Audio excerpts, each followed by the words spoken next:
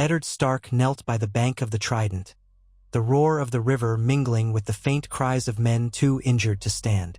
It was nearly dusk, and the lowering sun turned the waters the color of blood. The air carried the smell of iron and fear, the stink of a day's worth of carnage. They had won. Rhaegar Targaryen was dead, his fabled rubies scattering across the riverbed. But the victory felt hollow. The cheers of the soldiers had become muted as soon as the shapes of bodies floated by, friend and foe alike. Ned pressed his lips together.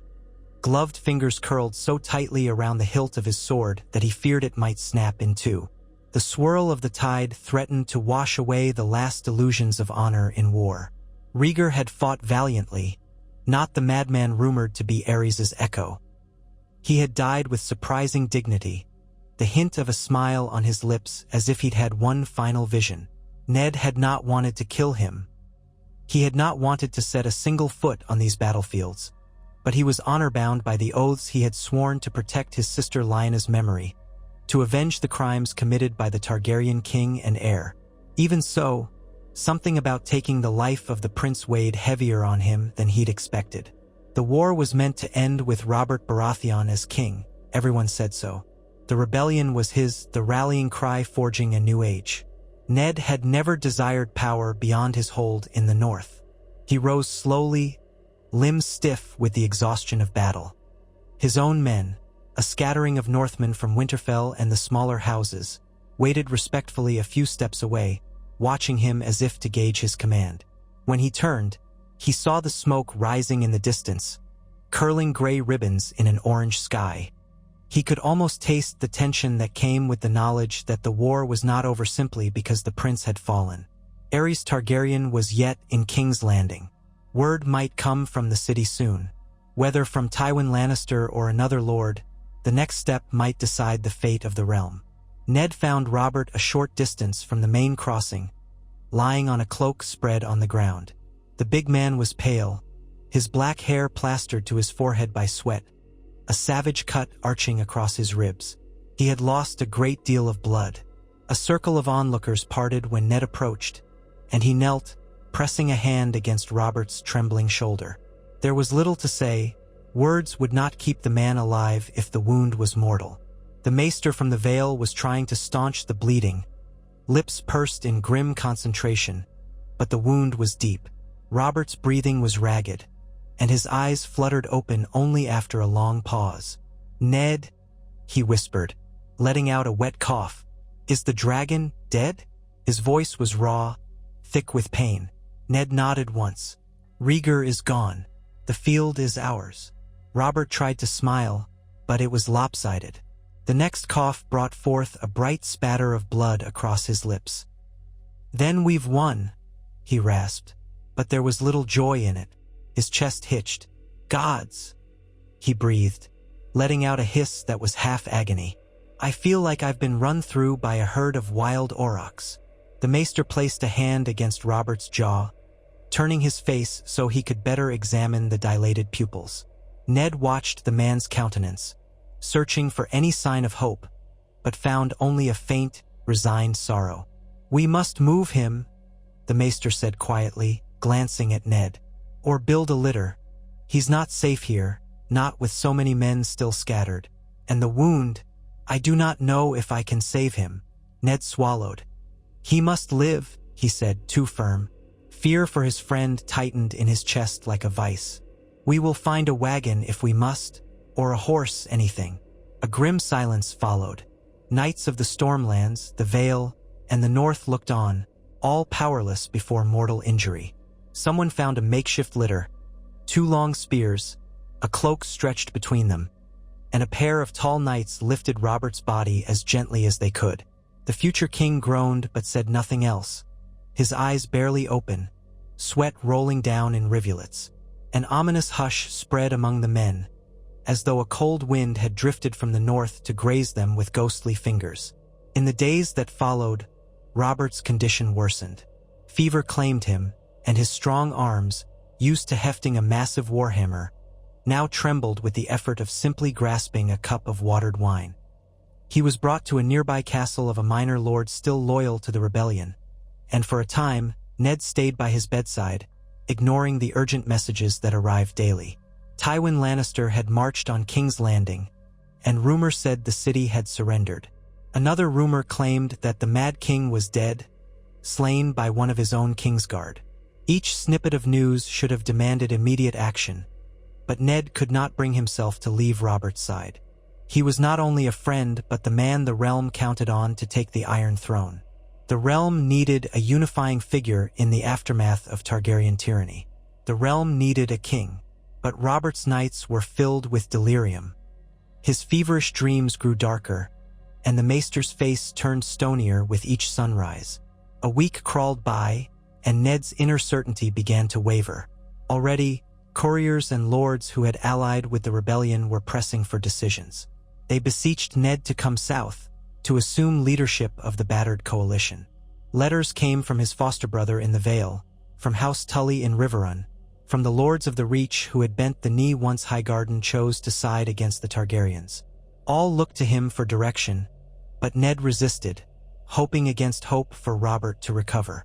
On the 10th day after the battle, Robert's breathing turned shallow, his skin cold despite the unrelenting fever.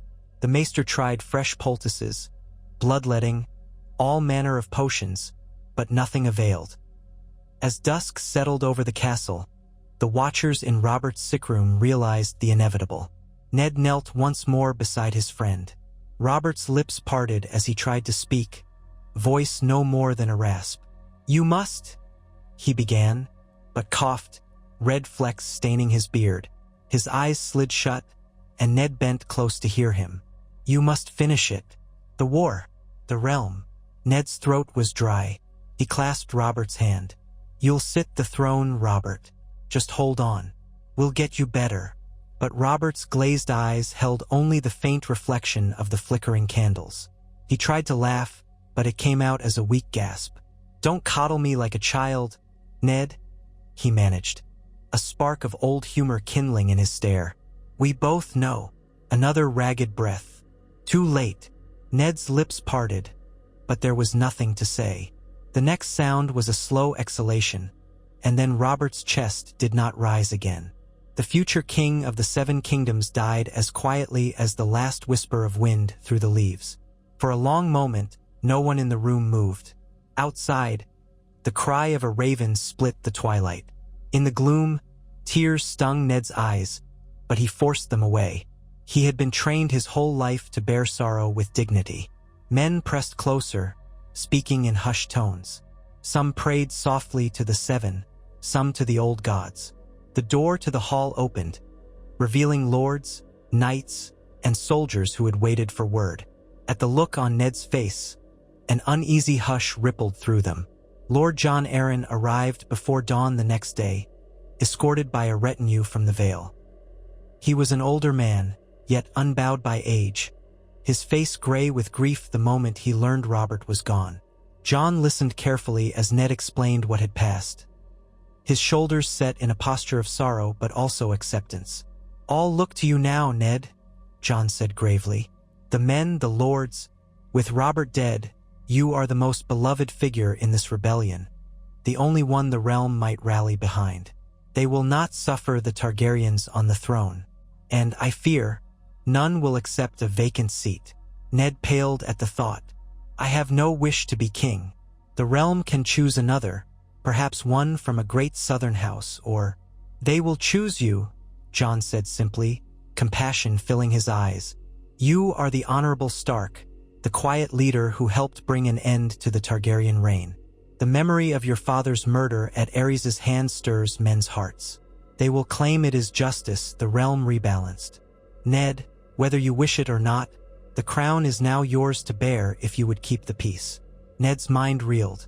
A swirl of memories assaulted him. Winterfell, the crypts where the old kings in the north slept, the weirwood trees standing silent in the godswood. He was no king. His father had never told him to seek such power. His father had taught him the importance of duty, honor, and humility. How could he even presume to rule all the Seven Kingdoms from the Iron Throne? Yet each day that followed only gave him fewer choices. By the time news from King's Landing arrived, Aerys Targaryen dead, slain by Ser Jaime Lannister. Tywin Lannister had seized the city in a brutal sack, and the corpses of the royal grandchildren had been presented to the rebels in a grisly show of loyalty. The realm, in shock and mourning, demanded that someone step into the vacuum. Vengeance had been exacted, and the Targaryen line was in tatters. Even as some lords protested the Lannisters' methods, many believed it was the final blow that ended the war. The roads lay strewn with refugees fleeing the chaos and brigands taking advantage of the lawlessness. Meanwhile, Viserys Targaryen and his infant sister Daenerys had vanished, smuggled across the narrow sea by loyalists, or so the whispers went. Some might harbor them, might see them as future claimants. The seeds of future strife were sown. By the time Ned reached the capital, accompanied by Jon Arryn and the lords from the north and the Riverlands, he found the city reeling from the brutality of the sack. Houses burned, corpses littered the streets, and the pungent scent of death seemed to choke every alleyway. The Red Keep, strong and sullen against the skyline, loomed like a mausoleum. Most of the royal family was dead. The Iron Throne sat empty, its spines of twisted steel reflecting torchlight like the glint of teeth. In the throne room, Tywin Lannister waited, flanked by men of the Gold and Crimson Guard. He wore a practiced mask of courtesy, bowing to Ned in a manner that fell short of genuine humility. "The war is over," Tywin declared, inclining his head. "We have rooted out the last of the Targaryens, save for those who fled, and the time has come for the realm to have a king." He paused meaningfully. "You, Lord Stark, are the rightful leader of this victorious rebellion now that Lord Robert has, tragically, passed. The city is yours to command." A hush settled over the hall, thick with tension. Dozens of eyes rested on Ned, waiting for his next breath, his next word. Even lords who disliked the Starks remained silent, uncertain which way the tide would turn. Ned felt the weight of that moment coil in his chest. He thought of his wife, Catelyn, who was at Riverrun with her father. He thought of the North and how his people would see him not in Winterfell but in the Red Keep if he accepted this crown. And yet, to refuse might tear the realm apart. Another war might spring up between claimants, power-hungry or simply eager to seize advantage.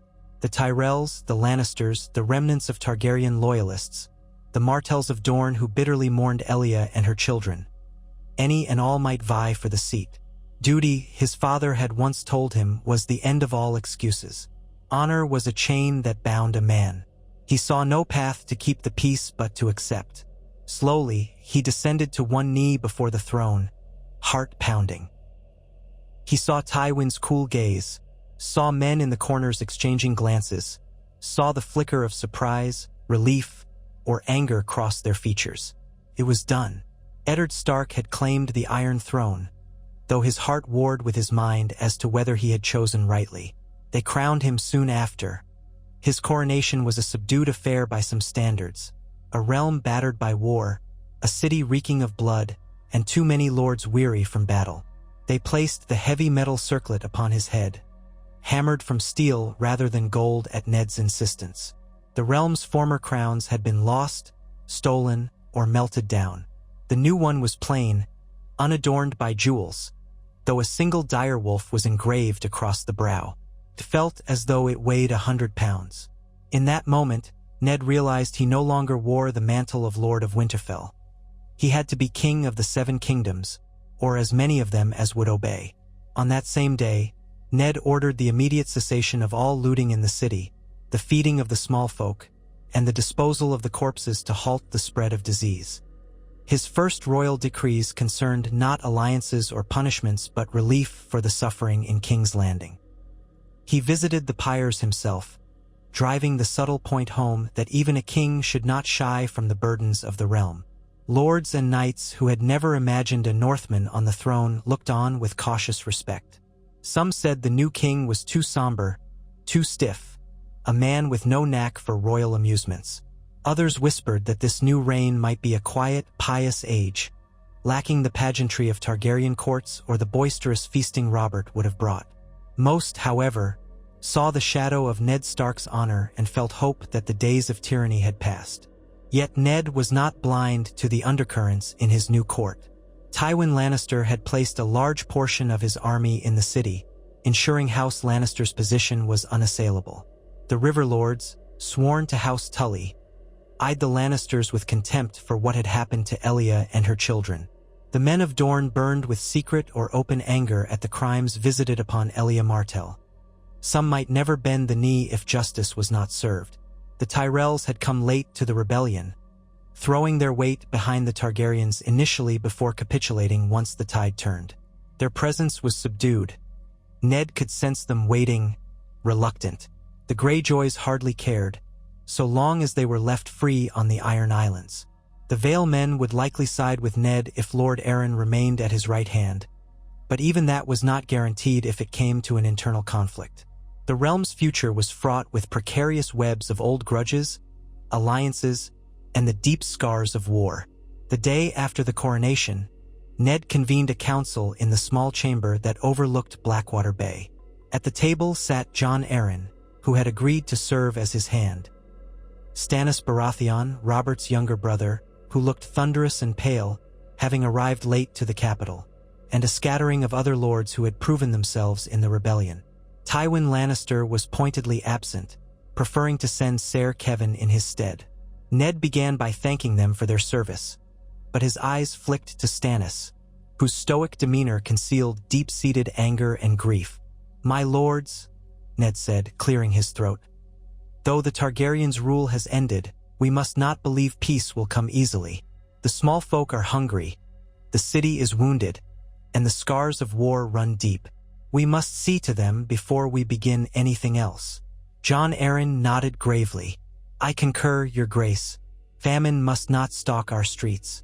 We have the harvests from the Reach if Lord Tyrell cooperates, and from the Riverlands if Lord Tully can spare some of the yield." Stannis spoke, his tone a touch sharper. "My brother would not have wanted the city to starve, but he also would have wanted an end to those who might threaten his claim. Now, it is your claim, but the threat remains. Viserys and Daenerys are rumored to be across the Narrow Sea. Shall we not address that matter, Your Grace?" Ned stiffened. He had no love for Targaryens, knowing what Rhaegar had done to his sister, yet the image of innocent children, exiled, hunted, gnawed at him. He knew well that Robert would have scoured the earth for them, but Ned's sense of honor rebelled at the notion of dispatching assassins to murder a boy and a babe in a foreign land. The realm was war-weary, and a king needed to be seen as just not vindictive. "We will not send cutthroats," Ned said quietly. "If the day comes that Viserys Targaryen attempts to retake the throne, we will face that threat then. For now, we must see to the restoration of order here." Stannis' lips pressed into a thin line. Jon Arryn gave him a sidelong glance, cautioning silence. The others shifted uncomfortably, but none challenged the king directly. "And what of the Lannisters?" one of the River Lords asked. "Lord Tywin effectively seized the city and allowed atrocities. Will there be no justice?" Ned inhaled slowly. His voice dropped to a measured calm. "Justice must be served, but I cannot risk an open war with House Lannister. We have had enough bloodshed. Tywin Lannister shall answer for the sack, though carefully. We must strive to hold him accountable without inciting another conflict. Let him remain in Casterly Rock for the time being. We will handle each grievance as best we can through law and the king's justice, not the sword, if possible." That statement set the tone for the new reign. Measured, cautious, and far gentler than Robert's approach would have been. Yet Ned felt the beginnings of a storm. With each passing day, the demands on him multiplied. The city's starving poor needed bread. The lords demanded recognition of new titles, and the realm hungered for normalcy. Yet suspicion lingered, especially among the southern houses. It was as if they were watching a wolf pacing the halls of the Red Keep, uncertain whether it would bare its teeth or show mercy. Catelyn arrived a month later, escorted by a small retinue from Riverrun. She greeted Ned with relief, but he saw the flicker of misgiving in her eyes when she first beheld him wearing the crown. In the privacy of their chambers, she took his hands in hers. "It is strange to see you like this," she admitted softly. "I never imagined. Are you well, Ned?" He sighed, resting his brow against hers. I feel an unease I cannot shake. I belong in Winterfell, not on a throne. My father's bones still lie in the crypts. I wanted only to keep the North safe. And yet here I am, wearing a crown that weighs heavier every day." She offered him a gentle smile. "You would not be my Ned if you did not feel a certain reluctance. But the realm needs a just king." She glanced away. "Your children and I will stand by you. You are not alone." Their children, Robb, Sansa, Arya, and Bran, remained for now in the north, looked after by Maester Luwin and Ned's trusted stewards, though it pained him to be apart from them. He had not wanted to uproot them until the city was safe. Yet he knew he could not leave them in Winterfell forever. A king's children had roles to play, alliances to form. No matter how he dreaded turning them into pawns of southern politics, it might be inevitable. In the months that followed, Ned made changes in King's Landing. He dismissed many of the corrupt officials who had thrived under the Targaryens' latter years. He rewarded lords who had shown mercy or chivalry in the war, though carefully to avoid alienating others. He placed Jon Arryn as Hand of the King, a wise figure who commanded respect. Stannis Baratheon, unyielding in temperament, was named Master of Ships, for the royal fleet needed reconstruction. For Master of Coin, Ned surprised many by turning to Peter Baelish, a man from the Vale who showed a remarkable head for finances. Baelish had connections across the city, though Ned disliked his sly manner. He saw the need for competence above personal preference. Other positions went to men Ned deemed fair-minded and loyal. Meanwhile, rumors continued to swirl of Targaryen loyalists who might one day attempt to bring Viserys or Daenerys back. Dornish resentment simmered, for Elaya's murder was unavenged in their eyes. Ned strove to hold the realm together through letters, negotiations, and occasionally firm pronouncements of the king's law. If war flared again, it would tear the kingdom apart. Yet he sensed that peace was fragile, a veneer that might crack under the slightest pressure. Amid these political tremors, there came word of trouble on the Iron Islands. Balon Greyjoy styled himself a near-king in all but name, forging alliances among the Ironborn that defied the new king's authority. A lesser king might have marched west immediately, but Ned tried diplomacy first, sending ravens to Pike. The replies came back couched in mocking courtesy, full of references to the independence of the Ironborn. Ned recognized the challenge. The realm was too exhausted for another war, yet an open rebellion by the Iron Islands could not be left unchecked. It was in a meeting of the small council that he voiced his concerns. If Balon Greyjoy sets himself apart, ignoring royal edicts, raiding the western coasts, he threatens our unity. We must respond, or the other lords will see weakness. Jon Arryn's eyes were grave. Yet the realm bleeds still, your grace. A campaign against the Iron Islands, should it come to that, might reignite the conflicts we have only just put to rest. Stannis leaned forward, lips tightening. A show of naval force might be enough to bring Greyjoy to heel. Give me the ships and the men, and I will remind him that there is only one king in Westeros. Ned studied the table, the figurines representing fleets and armies. He hated the thought of more men dying. A measured response, then, he said. Stannis, you will prepare a squadron of royal war galleys to patrol the coasts and protect against raids. Let us see if that deters Greyjoy. If not, we will consider stronger measures. But the realm has had its fill of blood. The council agreed, though some, like Stannis, left with a furrowed brow, longing for swifter action. Ned felt the tension mounting. Even a stable monarchy required the occasional strong hand. Could he find that balance without betraying his own principles? The next year brought hardships but also glimmers of stability. With winter receding from the north and harvests improving in the Reach, the flow of grain to King's Landing grew, quieting the unrest among the city's poor.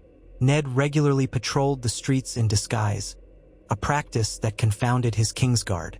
He wanted to see the truth of how his people lived, not rely solely on the reports of courtiers. The Red Keep itself underwent repairs, the scorched stone from the sack replaced where possible. Slowly, the city began to breathe again, though a hush still fell when the new king passed by, for the small folk were unused to seeing a Stark on the throne. Some warmed to him, calling him the Wolf King or the Quiet King, while others wondered if a man from the cold north could understand their southern ways. During this period, Tywin Lannister left the city in carefully managed stages, returning with many of his troops to Casterly Rock. He did so with Ned's tacit approval. The less the Lannister host remained in King's Landing, the fewer tensions flared. Cersei Lannister, Tywin's daughter, was not part of that departure, however.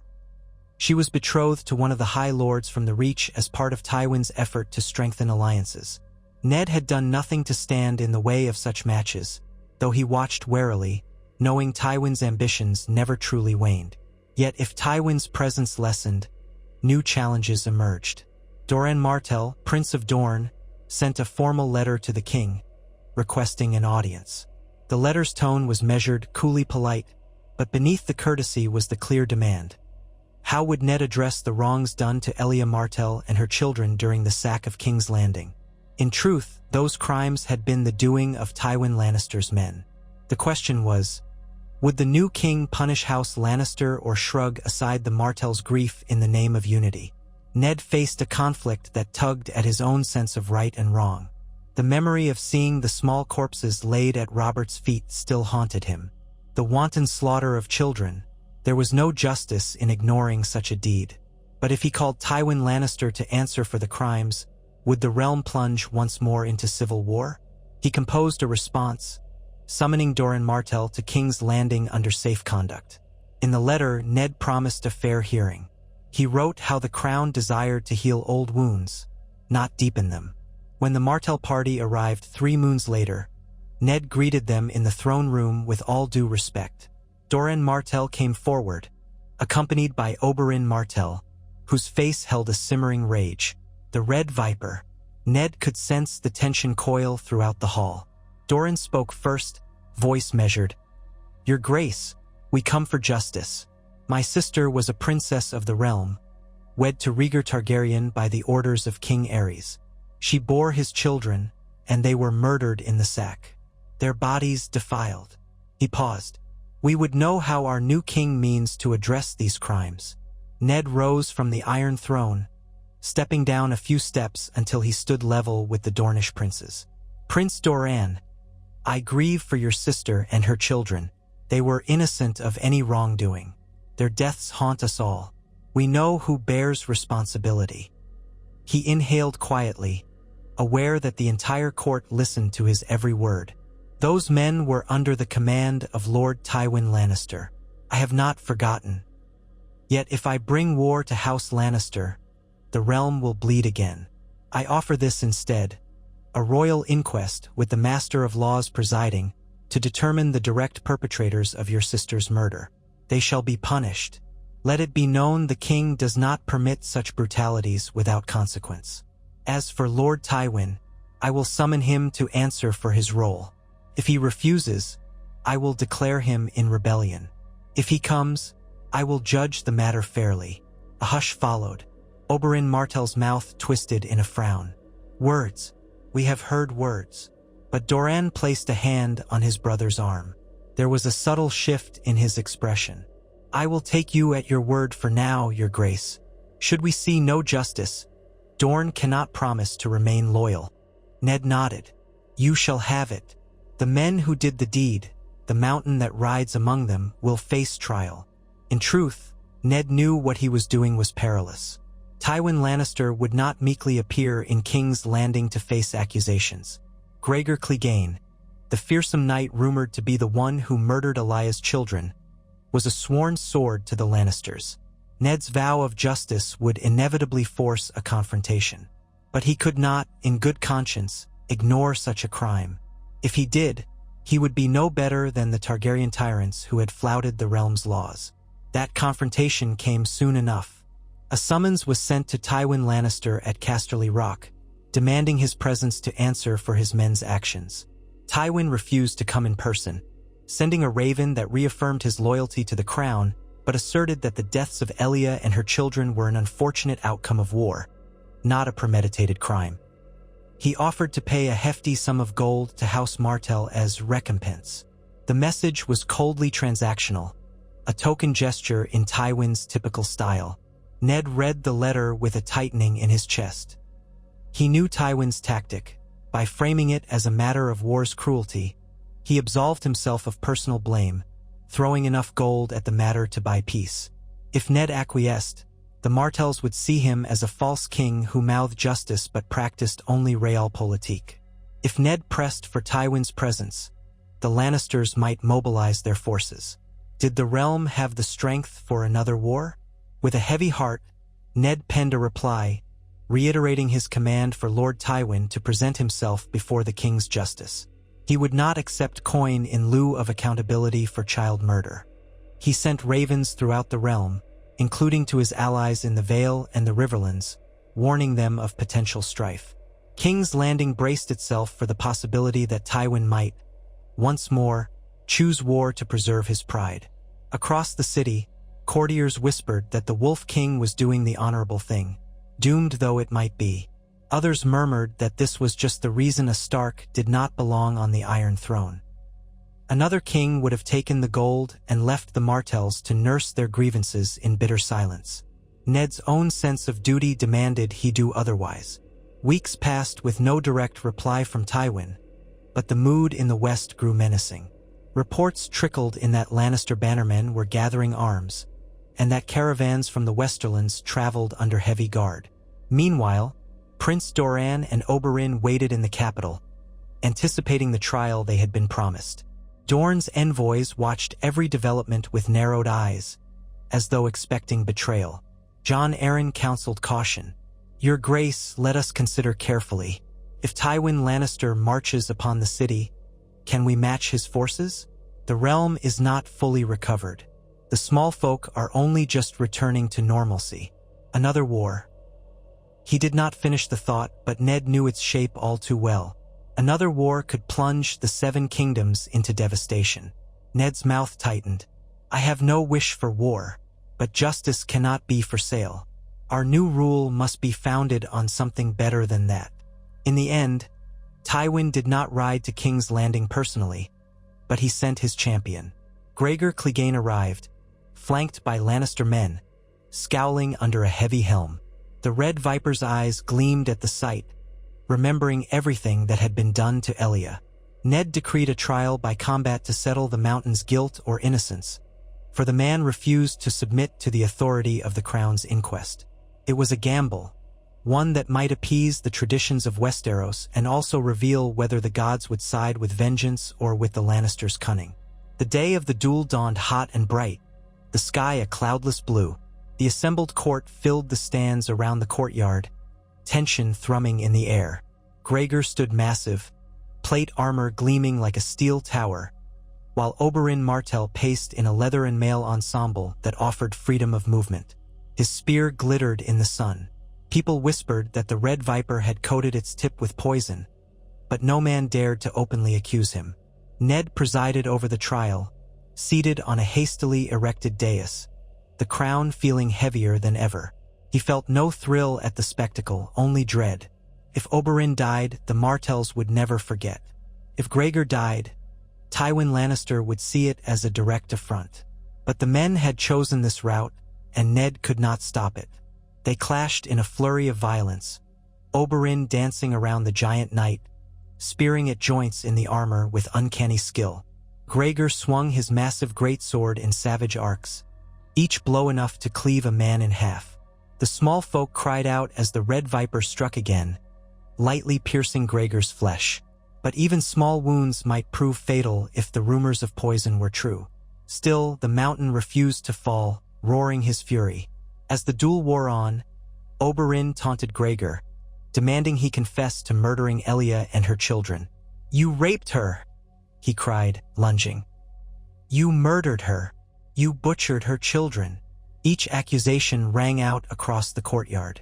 Gregor's only reply was a guttural roar, swinging his sword. Each time, Oberyn darted aside, but not without cost. A blow caught him in the side, opening a gash. Blood dripped down his hip, and his breathing grew ragged. Finally, Oberyn thrust his spear with all the force he could muster. It struck Gregor in the side of the helm, tearing off a portion of steel. The mountain staggered, blood trickling down his face. For a moment it seemed that Oberyn might triumph. But the red viper, exultant, pressed too close. Gregor's gauntlet hand lashed out, grabbing Oberyn by the arm and yanking him off balance. Before the prince could recover, Gregor slammed a fist into his chest, sending him sprawling. The courtyard froze. Gregor Clegane loomed over the fallen Martell, battered but not beaten. He wrenched Oberyn's spear from his own side and roared, "I did it, Dornish swine!" His voice was thick with rage and agony. "I killed the whore, smashed her brat's head in, and now I'll—" He raised his sword, but Oberyn, cunning to the end, had one last trick. With a hiss of pain, he rolled aside, seized a hidden dagger at his belt, and drove it into Gregor's unprotected knee joint. Gregor buckled. The onlookers gasped as both men collapsed in a heap, but Oberyn twisted, forcing the dagger deeper. The mountain let out a final roar, then shuddered and fell, blood gushing from the wound. The red viper scrambled away, half dead, dragging himself with one arm. Servants rushed to separate them, but it was clear Gregor was done. Poison or steel or both had ended his monstrous life. A stunned hush enveloped the courtyard. Then the Dornish among the crowd let out triumphant cries. Oberyn, though grievously wounded, had won. Justice in that brutal, archaic form had been served. Ned watched, silent, as maesters hurried to tend to Oberyn's wounds, uncertain if he would survive. He realized that Gregor's confession in front of half the city would forever brand the Lannisters with the guilt for Elaya's murder. How Tywin would respond was a question that loomed on the horizon like a thundercloud. That same night, Oberyn's survival hung in the balance. The poison that laced his blade had likely infected Gregor's blood, but not without vile fluids from the mountain's armor entering Oberyn's own injuries. The maesters toiled tirelessly, applying poultices and potions, uncertain if the Dornish prince would see the next sunrise. The tension in the Red Keep was palpable. Doran Martell never left his brother's side, while Ned consulted quietly with Jon Arryn. "We have our confession, albeit ripped out by violence," Ned said. "No one can doubt the Lannisters' guilt now. I have a sworn admission before the court." Jon Arryn's brow furrowed. "Tywin Lannister will not yield. He will claim the entire spectacle was rigged, that Gregor was forced to fight while wounded, or that Oberyn used poison. He will brand it an illegal trial by combat." Ned exhaled. "Still, we have satisfied Dorne's thirst for vengeance. In part. The question remains. How do we prevent another war from blossoming?"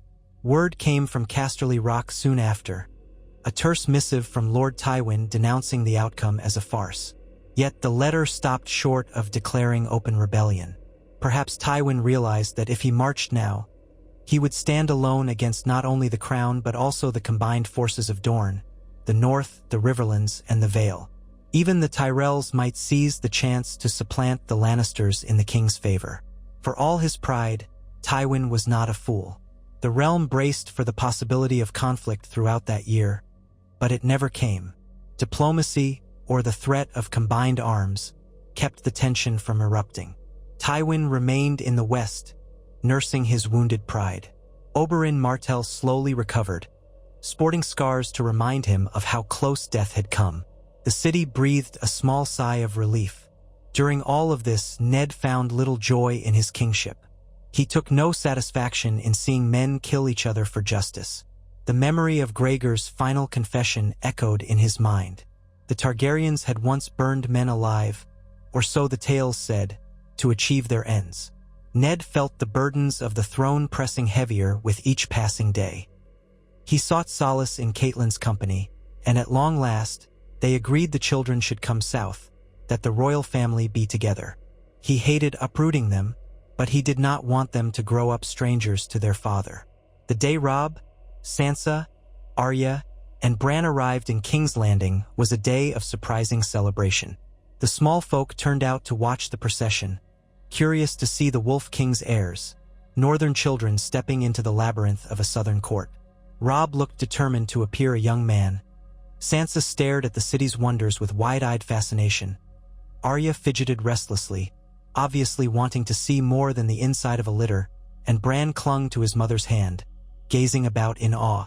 Ned embraced them each in turn, feeling a pang of guilt that they would have to live in the capital, so far from the snows of the north, from the wolfswood and the quiet hush of Winterfell's halls. In the weeks that followed, the court fawned over the children. Sansa's beauty and polite manners charmed many, while Arya's tomboyish ways drew more than a few disapproving glances. Robb was nearly a man grown, tall for his age, with auburn hair and a thoughtful temperament. He listened carefully when Ned spoke of responsibility, the unspoken promise that one day he would be Warden of the North, or perhaps more, if Ned's line continued upon the throne. As time passed, a sense of routine settled over King's Landing, though not entirely free of strife. The Lannisters glowered from the west, the Targaryen exiles lingered in rumor across the sea, and the Greyjoys tested the seas with raids that the royal fleet strove to curb. Dorne, appeased for the moment, did not rebel. The Tyrells maintained their distance, forging alliances quietly but not challenging the crown. All the while, Ned presided over councils, knights' disputes, and trade negotiations.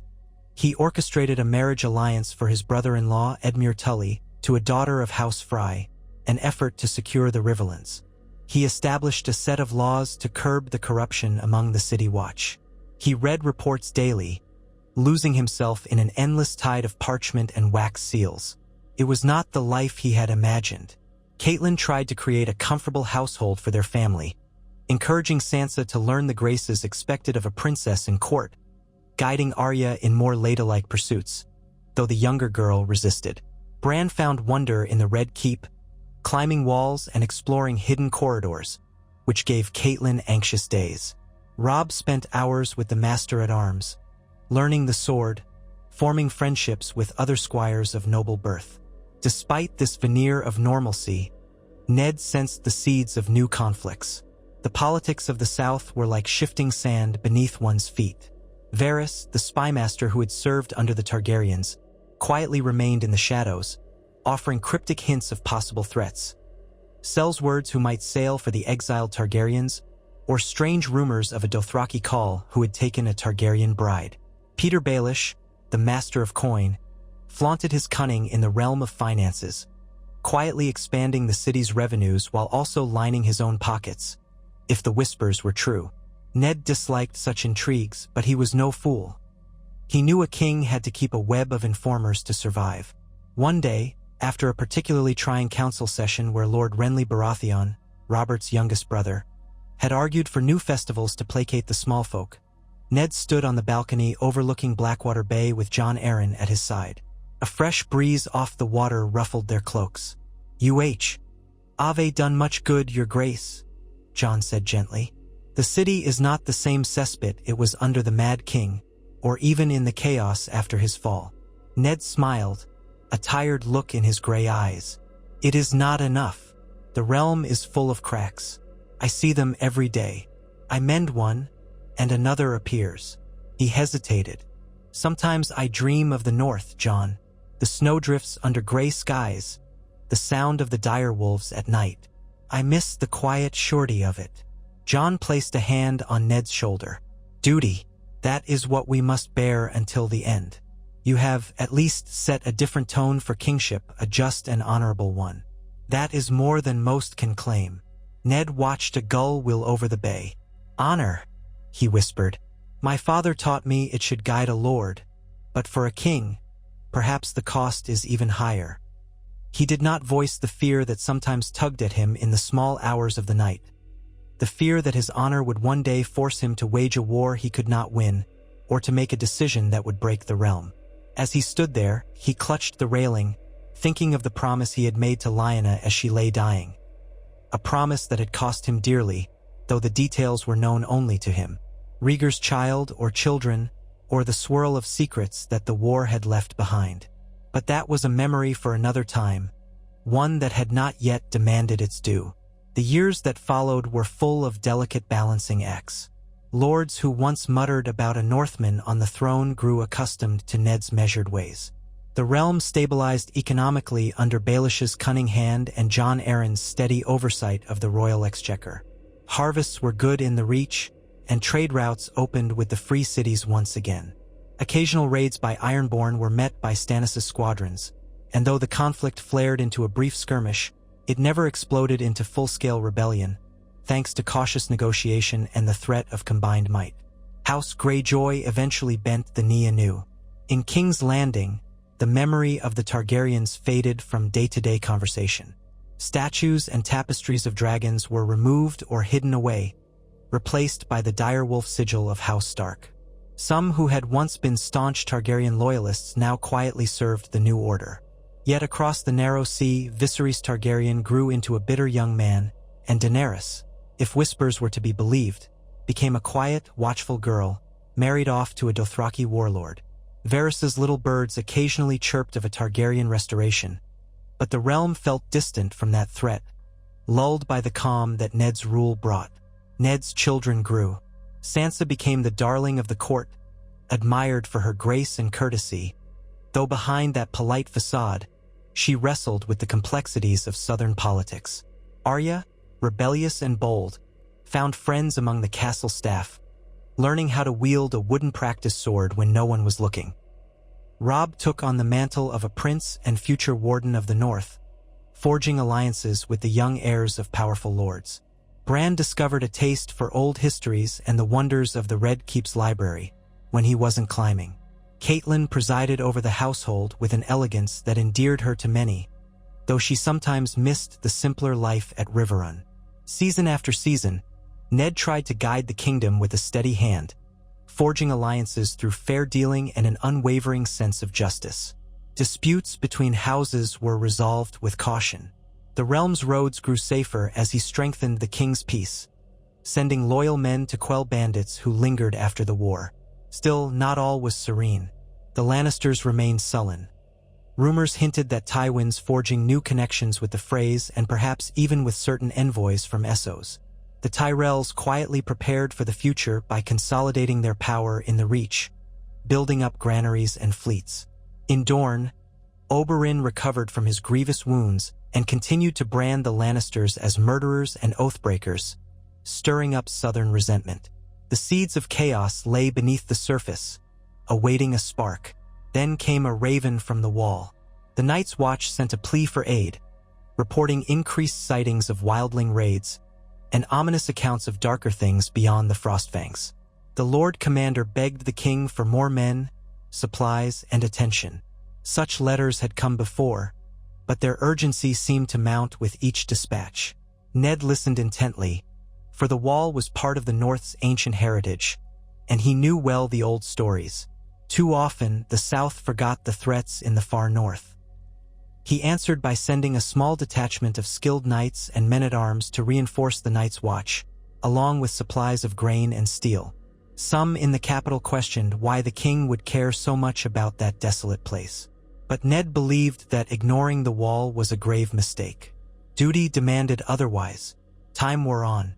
The realm grew used to its Wolf King, who seldom smiled in public but was known for even-handed justice, prompt administrative care, and little tolerance for corruption. Tournament culture, once lavish under Targaryen kings, was subdued. Ned did not care much for tournaments, believing they encouraged extravagance while men starved. Still, he allowed some festivals, particularly for the harvest or to celebrate the new year.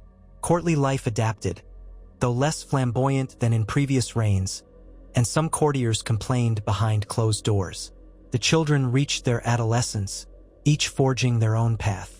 Robb, now a young man of 15, commanded respect among the squires, outpacing many in skill.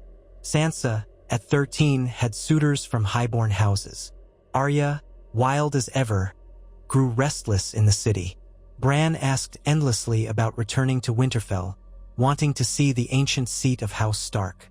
Ned felt torn.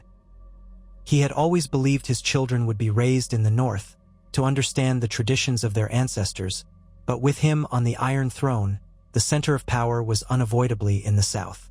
All the while, politics continued. A trade dispute with Braavos threatened to cut off essential loans, forcing Baelish to scramble for a solution. Lords in the Vale wanted new roads. The small council argued over how to deal with the rest of mountain clans near the Vale's borders. The Martells insisted on forging a marital alliance with the royal family, pressing for a betrothal between Prince Trystane Martell and Princess Sansa or Arya. Dorne sought closer ties, now that Oberyn's thirst for vengeance had been partially sated.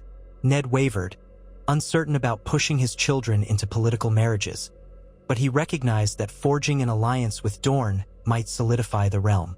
In a quiet talk with Catelyn, he confessed his reservations. "I do not want to force Sansa into a marriage for political gain. She is but a child still. But the Martells, we have a fragile peace with them.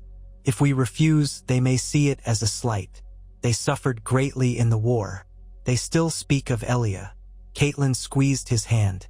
"We must consider Sansa's future, Ned. A strong match can protect her and the realm.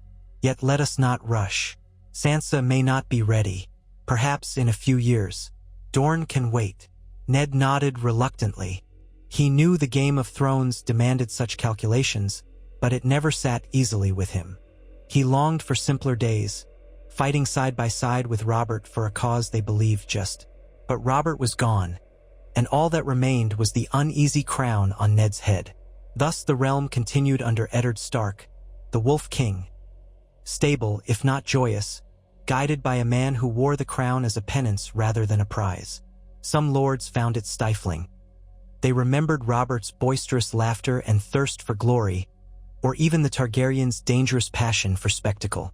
Instead, they got a quiet Northman who saw kingship as duty above all. Yet for many small folk, it was enough to live without fear of random cruelty from the throne, to have bread in their bellies and the roads policed by honest men. In truth, Ned Stark's greatest enemy was not in the west or the south or across the narrow sea. It was time itself, the slow grinding of events that might yet bring a crisis too great for honor alone to solve. He sensed that day might come, when the Targaryens pressed a claim backed by foreign powers, or when winter fell in earnest, or when the Lannisters decided that enough slights had been endured.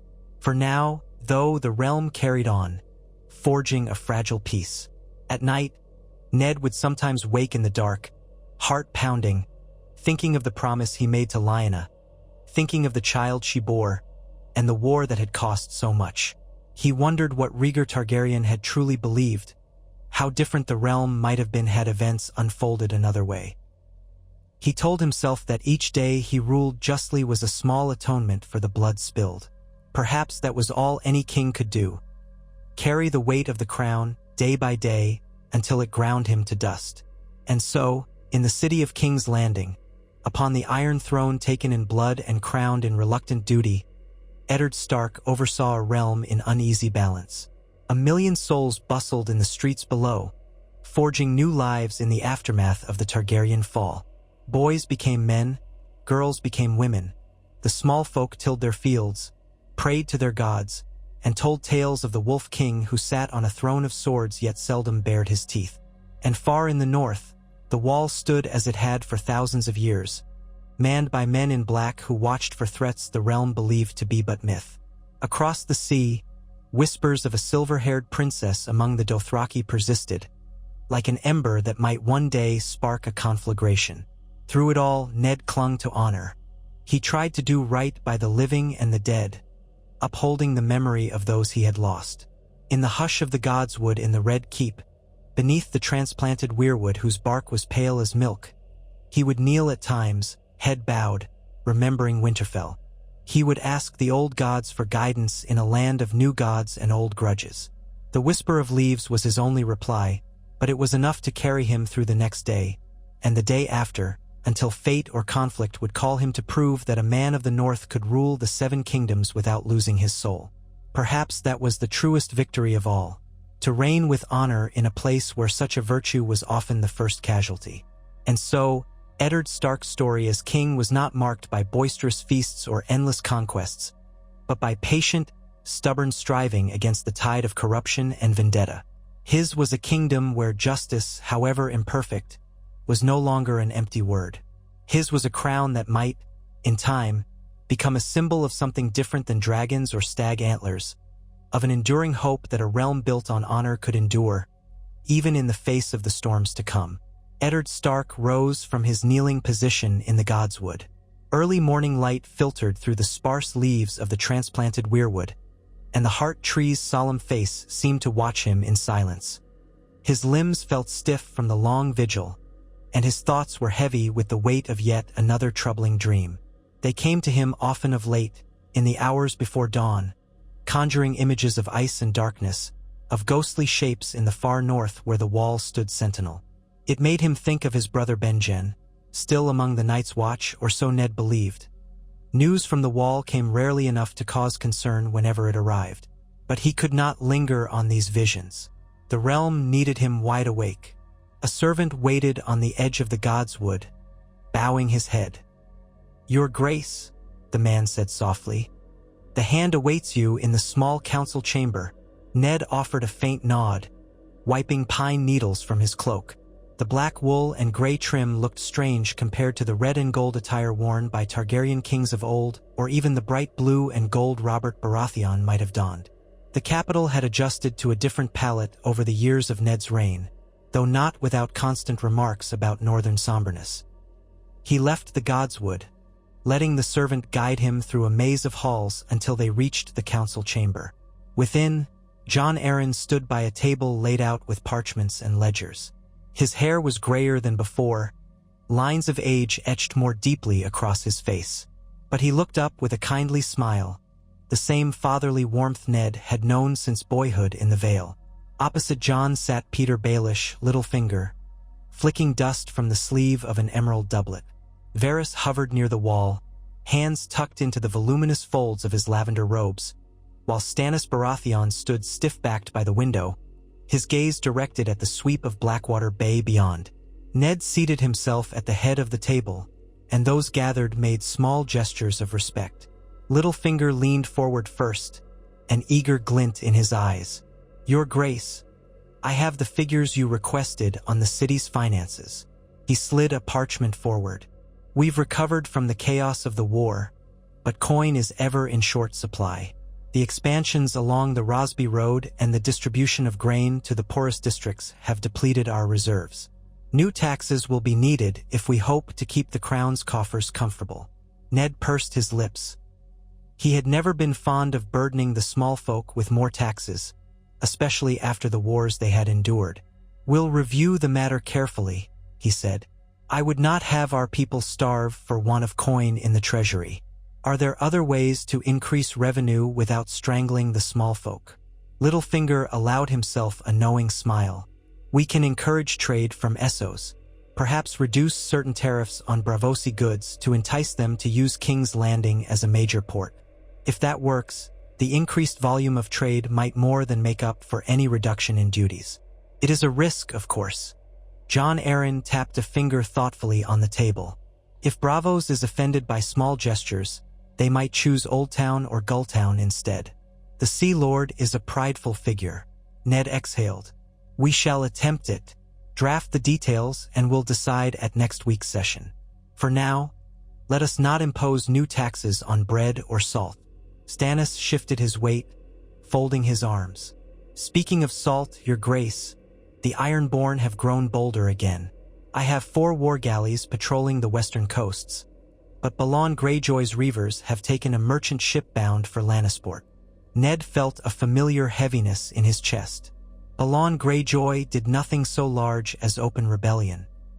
Likely because he knew the combined might of the realm would come crashing down upon him, but these raids were a perpetual thorn. "Then we must reinforce the western coasts. If the Lannisters will accept a combined presence, I'll send some of the royal fleet to coordinate with their ships. We'll guard the main sea lanes, but keep an eye out for any sign that Balon means to stir real trouble." Stannis inclined his head. "As you command, Your Grace." No one said it aloud, but Ned sensed the tension in any talk of the Lannisters. Tywin still brooded in Casterly Rock, sending only the most formal of letters, rarely gracing King's Landing with his presence. The memory of Gregor Clegane's trial by combat lingered, and whispers of the Mountain's final confession had poisoned the Lannister name in many corners of the realm. For the sake of peace, Ned had let the matter rest, provided Tywin did not challenge the crown outright. But the undercurrent of resentment between the Wolf King and the Lion of the Rock had never truly subsided. Varys glided forward on soft slippers, clearing his throat delicately. "Your Grace, if I may, there is a matter from beyond our shores that warrants attention. Word has reached me that the Golden Company, the famed Sellsword group exiled for their loyalty to the Blackfire Pretenders centuries ago, might be forging new alliances in the Free Cities. Some speak of a Targaryen restoration still. Viserys Targaryen is said to call himself the rightful heir, though he has little more than a beggar's entourage. But the Golden Company are no trifling Sellswords. They have a proud history of meddling in Westerosi affairs." Ned rubbed his forehead. "The Targaryens remain across the sea. Viserys is the rightful heir only in his own mind. As for the Golden Company, has there been proof that they plan to sail for Westeros?" Varys offered a slight bow. "Not yet, my king. Merely rumors. I will keep my little birds watching." Stannis made a low sound of disapproval. "If the Targaryen boy dares land on our shores, we'll put an end to him swiftly. The realm is in no mood for another war, but we must remain vigilant." Ned disliked the talk of sending assassins or a swift, bloody end, but he also knew that the threat of a Targaryen claim could not be dismissed. "Let us remain watchful," he said quietly. "There will be no preemptive strikes, no hired knives in foreign lands. If the time comes that Viserys attempts to invade, we shall defend the realm. Until then, let him rave across the sea." The meeting wore on with talk of trade agreements, harbor expansions, the state of the city watch. When it finally ended, Ned stood and dismissed the council. Only Jon Arryn lingered, gathering his parchments, eyebrows drawn together. He looked older than his years, stooped slightly as he tidied his notes. They walked out together into the corridor, and Jon paused near a narrow window that overlooked a courtyard of the Red Keep, where training yards bustled with activity. Young men sparred, squires hoisted targes and shields for knights. Among them, Ned recognized a certain auburn-haired figure brandishing a practice sword. "Robb trains well," Jon observed with a paternal smile. "He has the Stark look, though I see a bit of Tully in his face as well." Ned followed his gaze with subdued pride. "He's determined to prove himself. He asks me constantly if he can visit the North more often, to know the land he'll one day inherit as warden." Jon's expression grew somber. "Will you take him back to Winterfell soon? The realm seems calmer these past years. Perhaps it's safe enough that you can travel." Ned glanced at the morning sunlight. The notion of returning to Winterfell tugged at his heart. "I wish I could, but it's never wise for the king to be absent from the capital long, especially while tensions with the Lannisters remain. Still, perhaps next year, if the peace holds. We might go in the warmer months, show the children their heritage. Even Sansa and Arya. She never stops talking about seeing the North again." Jon nodded. "Time passes quickly, Ned. If we delay too long, the children will be grown. Perhaps the realm can afford a royal progress. Show the people their king throughout the 7 kingdoms, not merely in King's Landing." The thought had crossed Ned's mind before. A royal progress might help unify the realm and let him see conditions firsthand. But there were dangers. Old bandit groups roamed parts of the Riverlands. Tensions still simmered in pockets of the Westerlands. And who knew what else might lurk along the roads? He rested a hand on Jon's shoulder. "We'll consider it carefully. If all remains quiet, I'd like nothing more." They parted ways, Jon to attend some administrative duty, and Ned to greet Robb in the training yard. As he descended the steps, he saw the Master-at-Arms, Ser Roderick Castle, who had come south at Ned's urging, giving pointers to the boys. Other youths of noble birth Ractist as well, Edmure Tully's newly recognized wards, a lanky fry boy or two, plus some minor lords from the Crownlands. The clack of wooden swords echoed against stone. Robb saw his father's approach, pausing to bow respectfully. "Father," he said, a little out of breath. "I thought you were busy with the council." Ned gave a faint smile. "The council is finished for now. How goes your training?" Robb tried to suppress his grin. He had grown tall and broad-shouldered, resembling his uncle Brandon at times. Ser Roderick says I'm to graduate to live steel soon. I've spent enough years with tourney swords. Ned nodded. So he shall. But remember, your skill is a tool to protect, not to intimidate. A king's heir must lead by example. Yes, father, Robb agreed. Yet his eyes gleamed with a youthful hunger for glory. Ned recognized it well. He'd once seen it in Robert Baratheon's face, that eagerness to prove oneself in battle. Ned felt a pang of worry. He had spent so much of his life trying to prevent more wars, but he knew that young men often longed for a test. He resolved to guide Robb away from rashness, to instill the caution that might keep him alive in future storms.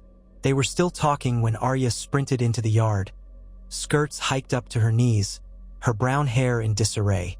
She was no more than 11, yet she ran with the reckless energy of a half-wild creature, weaving through the young knights who gawked or scolded her. Sansa trailed behind, calling after her sister with exasperation. Arya, you're not supposed to be here while the boys train. Sansa's cheeks were pink with indignation. She was clad in a simple but elegant gown of light blue, the fabric embroidered with the dire wolf of House Stark. You'll get your clothes filthy.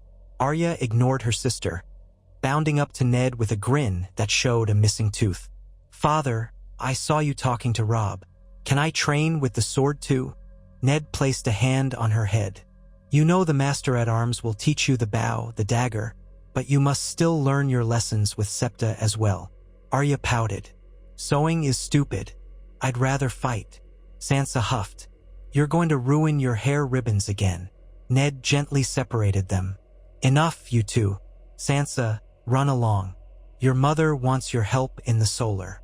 Then to Arya, in a quieter voice. You must find balance. You can learn to defend yourself, but also learn the ways of a lady. A princess of the realm has many roles.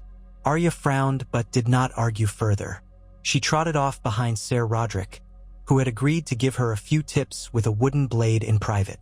Sansa smoothed her dress and followed the corridor back into the keep, though Ned caught the flicker of envy in her eyes as she glanced at Robb training. She wanted the king's approval too, but in different ways. Such was life in the royal household. Constant negotiations, even among his own children. Ned sighed inwardly, wondering if his father felt the same burdens when raising Brandon, Lyanna, and Benjen. He was about to return inside when he spotted a raven overhead, gliding toward the rookery. His stomach nodded slightly, fearing any missive from the wall or from the west. Bad news seldom came by land. Indeed, within the hour, a breathless steward arrived to inform the king that a letter had arrived from the Night's Watch. Ned hurried to his solar, where Catelyn stood reading another parchment, looking troubled. She glanced up when Ned entered. You too? He asked gently, moving closer to glance at the parchment in her hand. She nodded, face drawn. It's from my father. Lord Hoster's health declines further. He fears he won't last the year. Ned's chest tightened. Catelyn's father had been ailing for some time, but each new letter made the threat of his passing more real. We'll arrange a visit if we can. I promise. She inclined her head, though worry shadowed her features. What news from the wall? He broke the Night's Watch seal and read quickly. His expression darkened. They've had more wildling raids than usual, a large force rumored to be gathering under some self-styled king beyond the wall named Mansraider. But that isn't what disturbs me most. They mention unsettling signs. Rangers disappearing, glimpses of pale shapes at night. They speak of corpses that do not stay at rest. Catelyn crossed herself in the sign of the seven. Corpses that walk? Old wives' tales. Surely the watch is spooked by the wildlings. Ned's voice was low. Perhaps. Yet my dreams grow darker. The old stories come from somewhere. I've tried to send the watch what I can, food, men, but it's never enough. Jon Arryn said the lords of the realm have grown tired of supporting the watch when threats from the far north seem distant. Catelyn folded her letter. You're the king. Command them. Force them to send men. He gave her a wan smile. A king commands, yes, but lords must heed. Many have grown complacent. We can push, but not too hard, or they'll resent a demand for thousands of men to guard a place they see as irrelevant. I must proceed carefully. She touched his hand. I know you'll find a way. You always do. Despite her reassurance, Ned felt the stirrings of dread. The realm was stable, but stability was not the same as true peace. Threats could come from any direction. From the west, from across the narrow sea, or from the wild north. He lifted the letter again, rereading the last lines. The Lord Commander asked for watchers in the night, men who believed that the old nightmares might stir. Ned had believed for years that the others were the stuff of legend. Yet too many old tales spoke of White Walkers, of undead servants, of a darkness that swallowed entire armies before the wall was raised. He set the parchment aside. For now, the best he could do was maintain watchful readiness and bolster the watch with what men he could spare. He would not let the centuries-old defenses of the realm fall into ruin. Even if the threat was only wildlings, that alone posed enough danger to justify caution. Late that afternoon, Ned and Catelyn took a walk through the castle gardens, seeking a moment of calm. King's Landing's gardens were smaller than those of Highgarden or the water gardens of Dorne, but they had been tended with care since the end of the war, offering an oasis of green amid the city's press of stone and mortar. They strolled past rows of blooming roses and lavender, occasionally nodding to passing courtiers. Catelyn's hand was warm in his own. They had seen so much turmoil together, her father's failing health, the war, the responsibilities of the crown. When Ned had first taken that crown, neither of them truly wanted it. Yet Catelyn had stepped into the role of queen consort with all the grace she could muster, guiding the ladies of the court, overseeing charitable works, and acting as the gentle voice that tempered Ned's sternness. He knew well that without her, the burdens might have crushed him already. As they passed a low hedge, Catelyn stopped and touched his arm. "Ned," she said softly, "I've been thinking about Sansa. She's at an age where alliances might be made. We've had entreaties from Dorne, as you know, and from the Vale as well. Even the Tyrells have quietly inquired if she might be betrothed to one of Mace Tyrell's nephews. You've delayed your response, but these matters can't be put off forever." Ned's jaw tightened. "She's 13. She's still a child in my eyes." Catelyn's face softened. "I know, but in the eyes of the realm, she's near enough to a woman grown. We married young as well. The Martells, in particular, seem eager to bind themselves to the crown. Doran Martell's son, Trystane, is only a few years older than Sansa." Ned exhaled, remembering Oberyn's fierce eyes, remembering Elia's fate. It would seal a breach that has never fully healed. If Sansa is willing, we could at least entertain the possibility. But I won't force her. She might be flattered, Catelyn said, taking his hand again. Princess of Dorne someday, or perhaps a queen in her own right if something happened to you or Robb. The match could keep the peace between Dorne and the Iron Throne. He looked away. Peace forged by child marriage. Is that truly the best the realm can do? Catelyn's thumb brushed his knuckles. It's the world we live in, Ned. If it keeps thousands from dying, maybe it's worth the price. But you're right that we should respect Sansa's feelings. Speak to her, see what she thinks. They continued walking, the conversation turning to lighter matters. The upcoming harvest feast for the city's small folk, improvements to the dockside warehouses, a donation to the Faith's orphanages. Then, a page appeared, bowing low, to inform them that Prince Doran Martell had arrived in King's Landing for a short visit and requested an audience with the king and queen at their earliest convenience. Ned felt the old tension return. Doran Martell was a patient, calculating man. He had accepted Oberyn's victory in trial by combat as partial justice for Elia's murder, but the scab over House Martell's wounds remained tender. "Very well," Ned said. "Send him my regards and tell him we'll meet him in the throne room on the morrow." The page bowed and departed, leaving Ned and Catelyn to trade meaningful looks. Doran's presence in the capital could only mean one thing. He wanted to push the matter of a betrothal or formal alliance. Ned wondered if the Targaryen threat across the sea somehow played into Doran's plans. Dorne had once allied itself to the Targaryens by blood, though that bond had been shattered by the brutal events of the sack. Still, Dorne was known for subtlety, and Doran Martell was said to be the subtlest of them all. The next morning, Ned sat upon the Iron Throne, an act he loathed but recognized as necessary for formal receptions.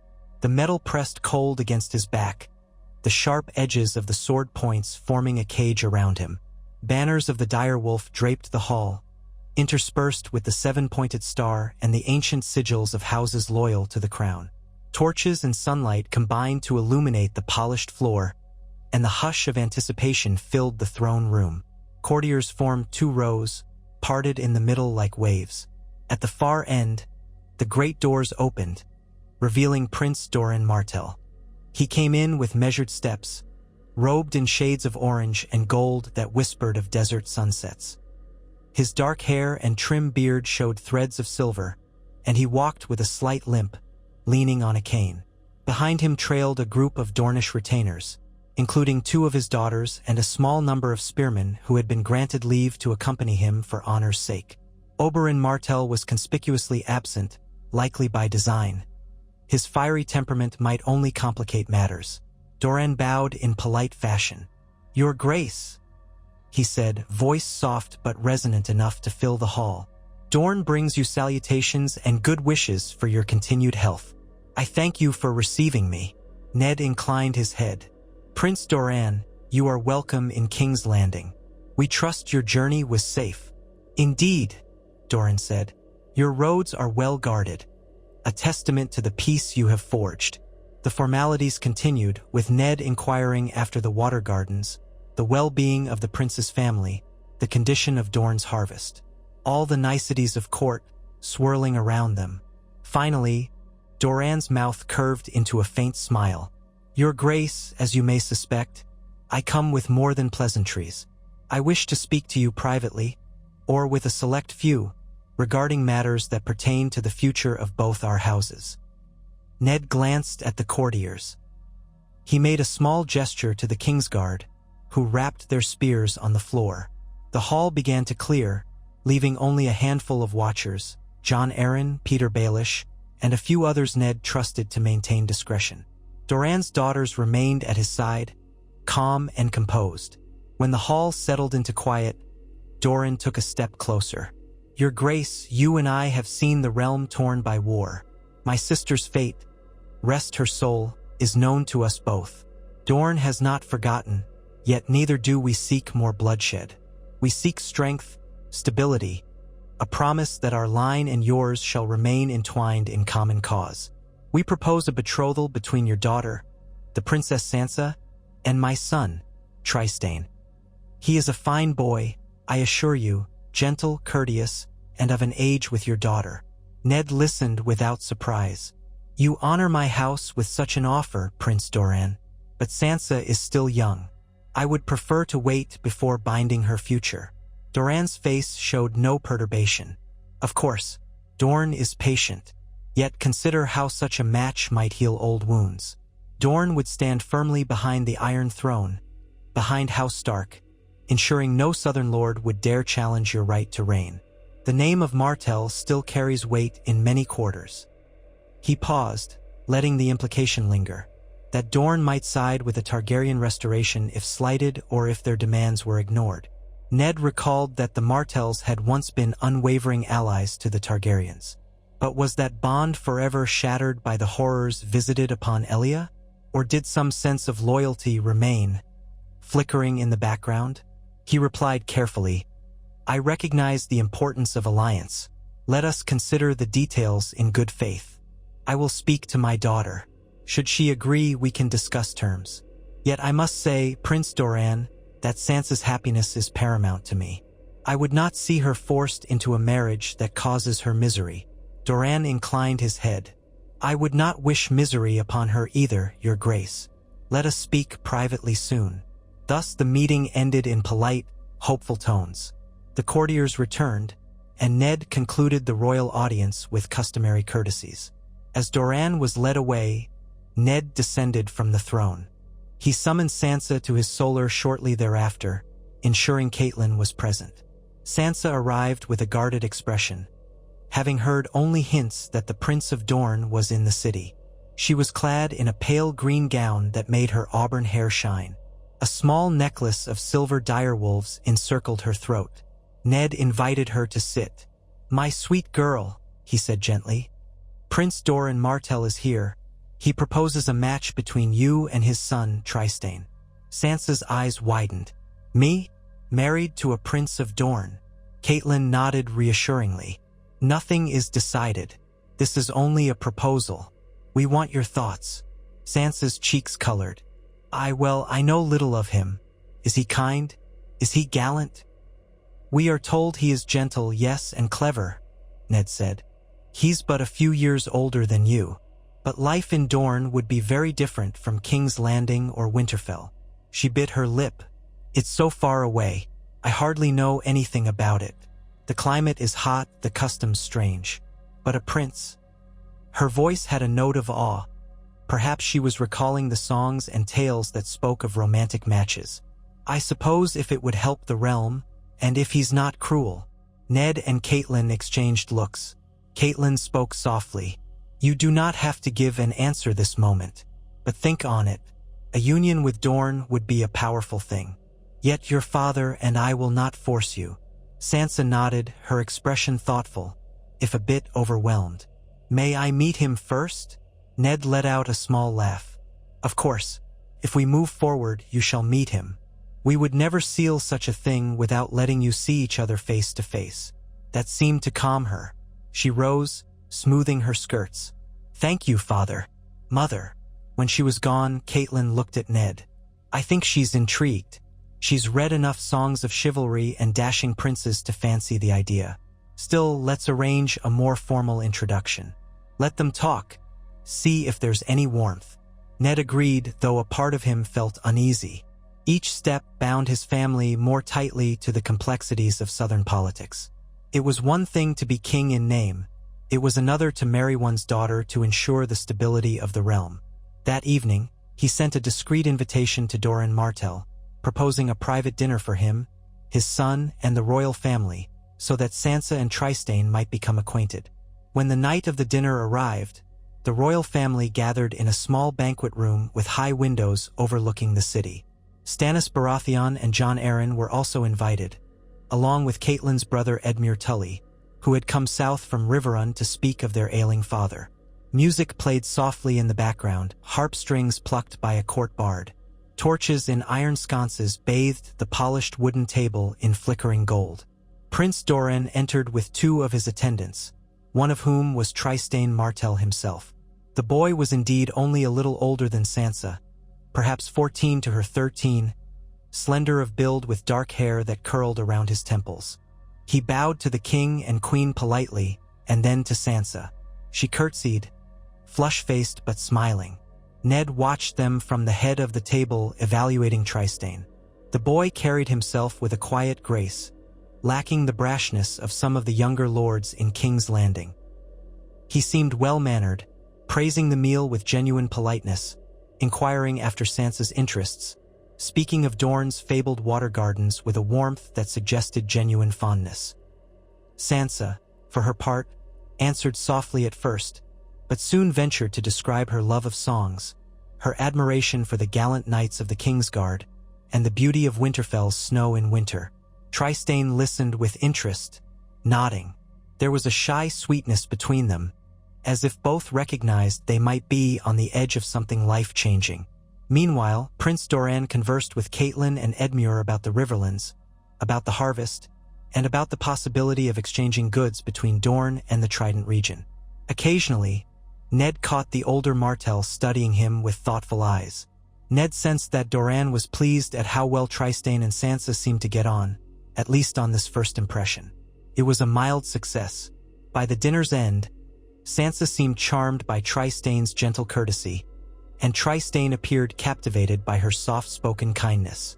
They were children yet, but in a realm where unions could be decided by parents without a single meeting, this was already more than many prospective couples enjoyed. Ned found himself torn between relief and an odd sadness. His little girl was growing up, stepping onto the stage of grand alliances. If the betrothal proceeded, she would leave King's Landing one day and possibly dwell in Dorne for the rest of her life.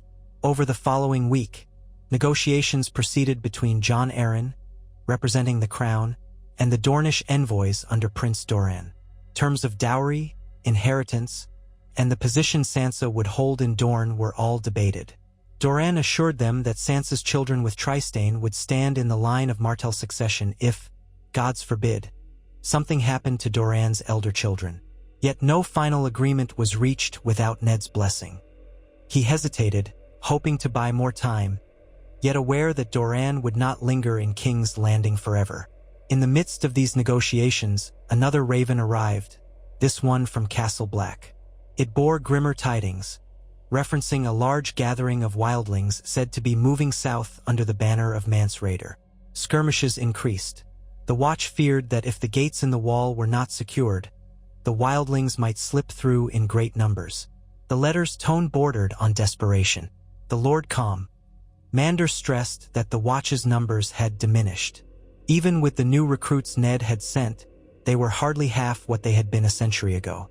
Ned read the letter in his solar, rubbing his temples. Catelyn sat nearby, working on some embroidery. She watched his expression darken. "What is it?" she asked. "The Night's Watch again," Ned replied. "Mance Rayder is no small threat. He was once a Black brother himself, a skilled ranger who deserted. If he's truly rallied the wildlings, that could mean thousands pressing against the wall." He paused, remembering the old stories. If the Watch is overwhelmed, who knows what might follow? Catelyn set aside her needlework. "Can you send more men?" Ned sighed. "I can muster a few hundred from the Crownlands, perhaps entreat the Vale to send some, but that might still not suffice.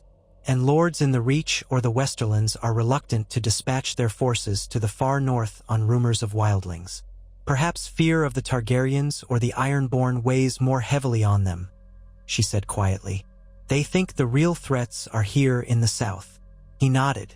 "And if I raise the matter in council, Littlefinger will talk of costs, while others will advise caution.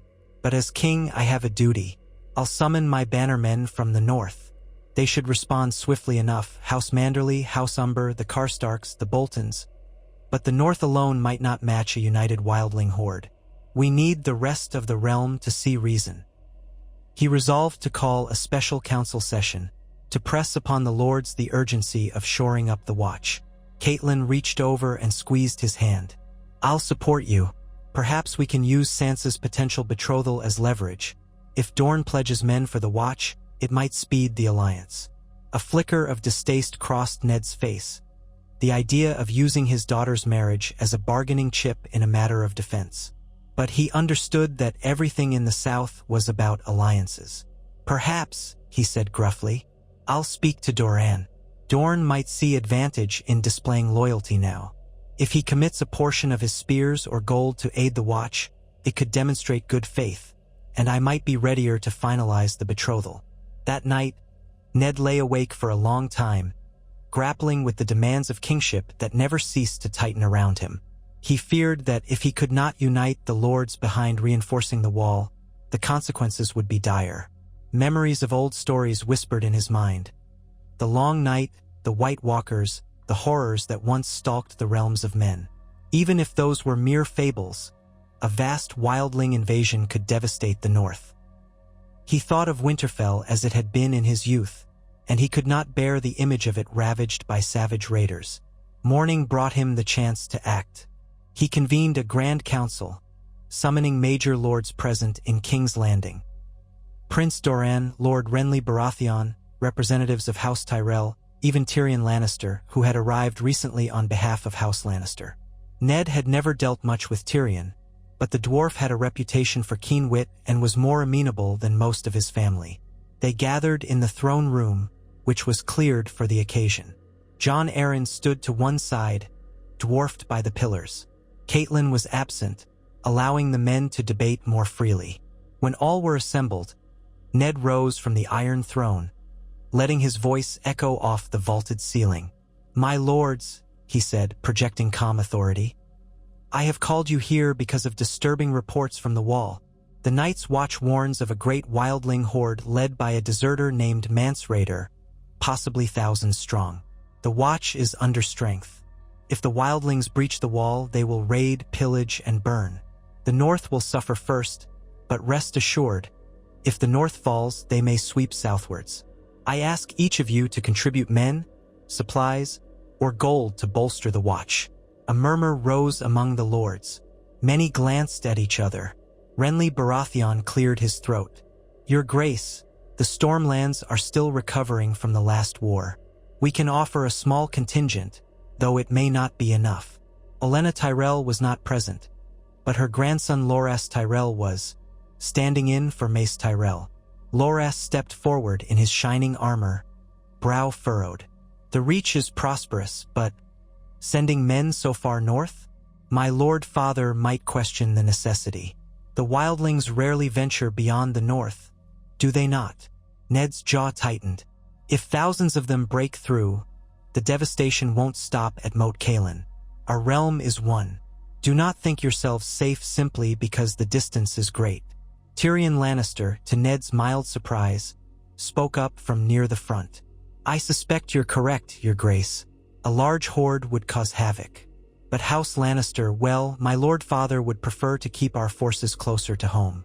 We have endured tensions with the Iron Islands, not to mention skirmishes along the Golden Tooth. Still," he paused, flicking a glance at Ned, "I see no reason we can't spare some gold. We always have gold, if not men. Perhaps we could fund more mercenaries for the watch." Ned recognized that for the concession it was. Coin would help. The watch needs supplies, wages for recruits, arms. If House Lannister is willing, that would go a long way. He felt the intensity of many eyes on him. This might be a step toward patching the rift with Tywin, who was conspicuously absent. Tyrion's presence likely served as a test. How would the crown react to a gesture of assistance?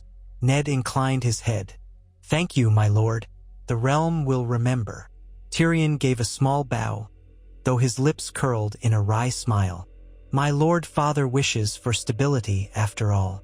Prince Doran spoke next. "Dorne has fewer men than some might believe, but I am prepared to commit 200 spears, if the crown will arrange for their safe passage north by ship. Traveling by land across the entire continent would be long and arduous." Stannis cleared his throat. "I can arrange the ships, Prince Doran. Our royal fleet is at your disposal." Doran acknowledged him with a slight tilt of the head. "In addition, I shall offer gold for the wall, enough to see that the watch can purchase what it needs, at least for a year." Ned suppressed a surge of gratitude. He was well aware that Doran's generosity was not simply out of the goodness of his heart. The looming betrothal with Sansa likely played a part, as did his desire to assert that Dorne stood loyal to the crown. Still, it was a momentous pledge.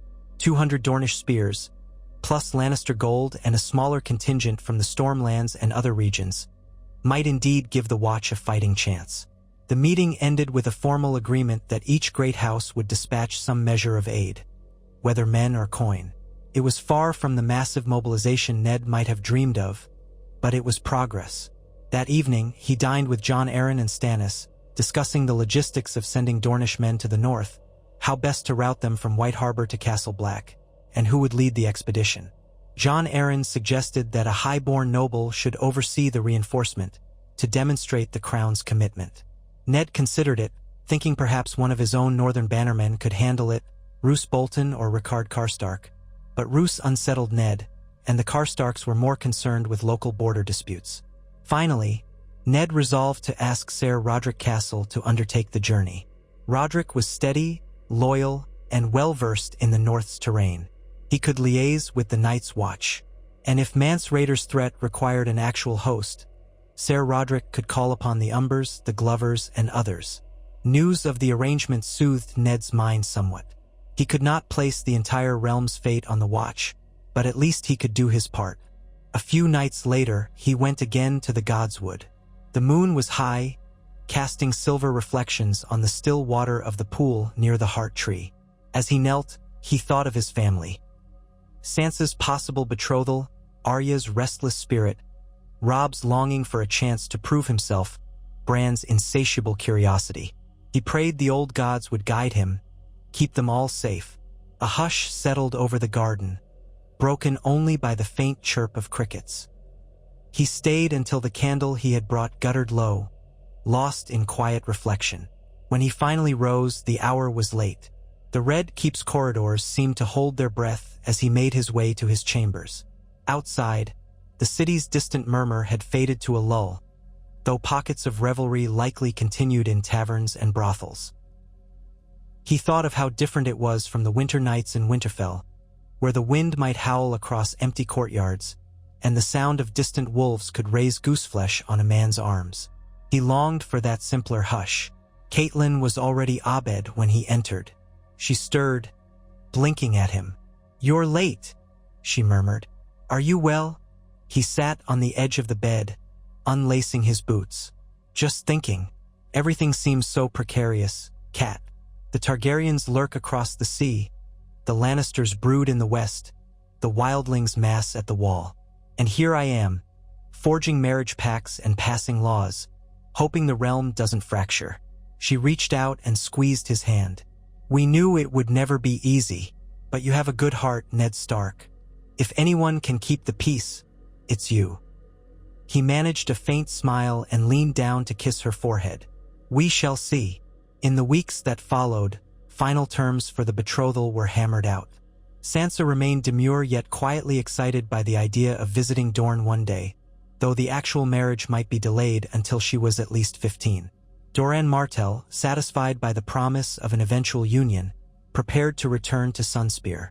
He left behind a contingent of spears who would await the royal fleet's transport to White Harbor. Ned and his council arranged the shipments of food and supplies north as well. During this time, Tyrion Lannister spent more days in the capital, frequenting the archives and library.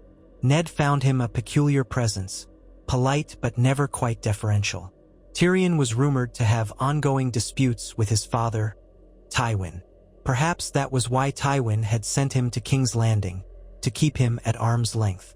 One afternoon, Ned passed the library and spotted Tyrion at a table piled high with tomes about dragon lore, the Wall, and the history of the North.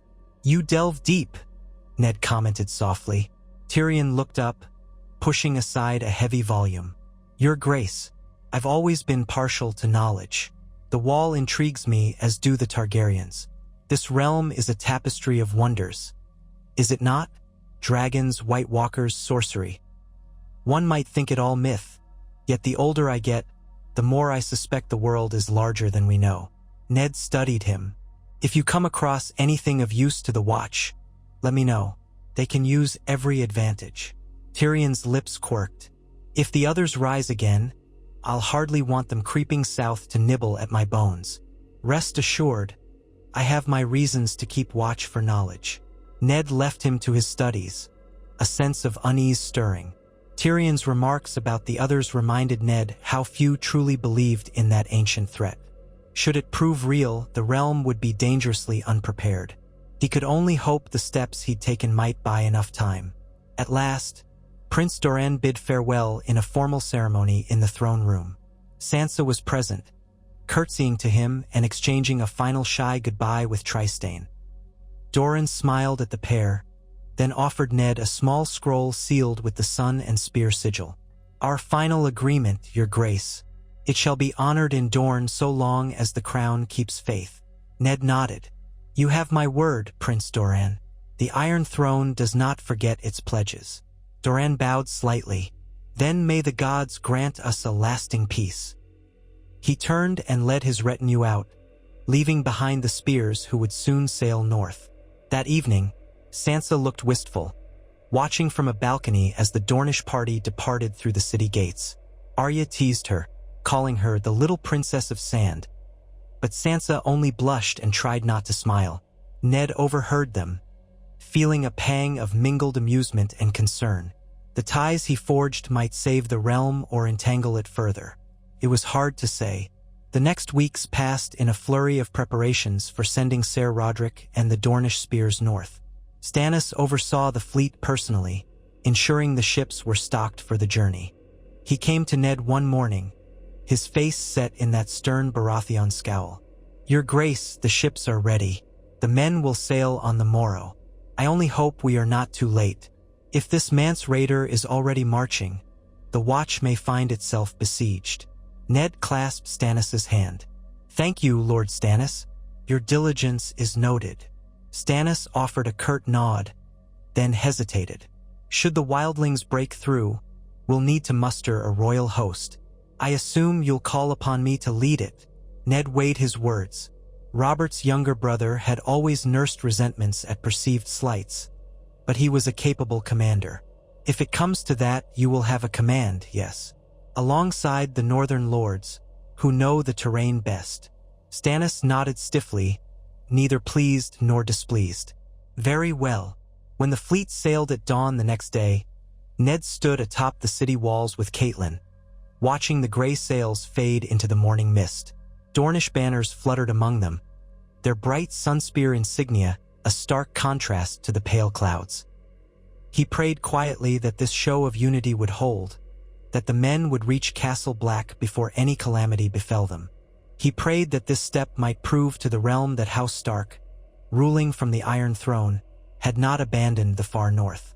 Winter was not yet upon them in full, but Ned sensed a chill in the wind that blew in from the bay. Seasons in Westeros could turn slowly, unpredictably. The last winter had been harsh, and the next could be worse. The old farmers in the north often said that the hardest storms followed a long summer. Perhaps the realm itself was in a brief lull before the next storm, be it winter's chill or war's red wrath. Days stretched into weeks, then months.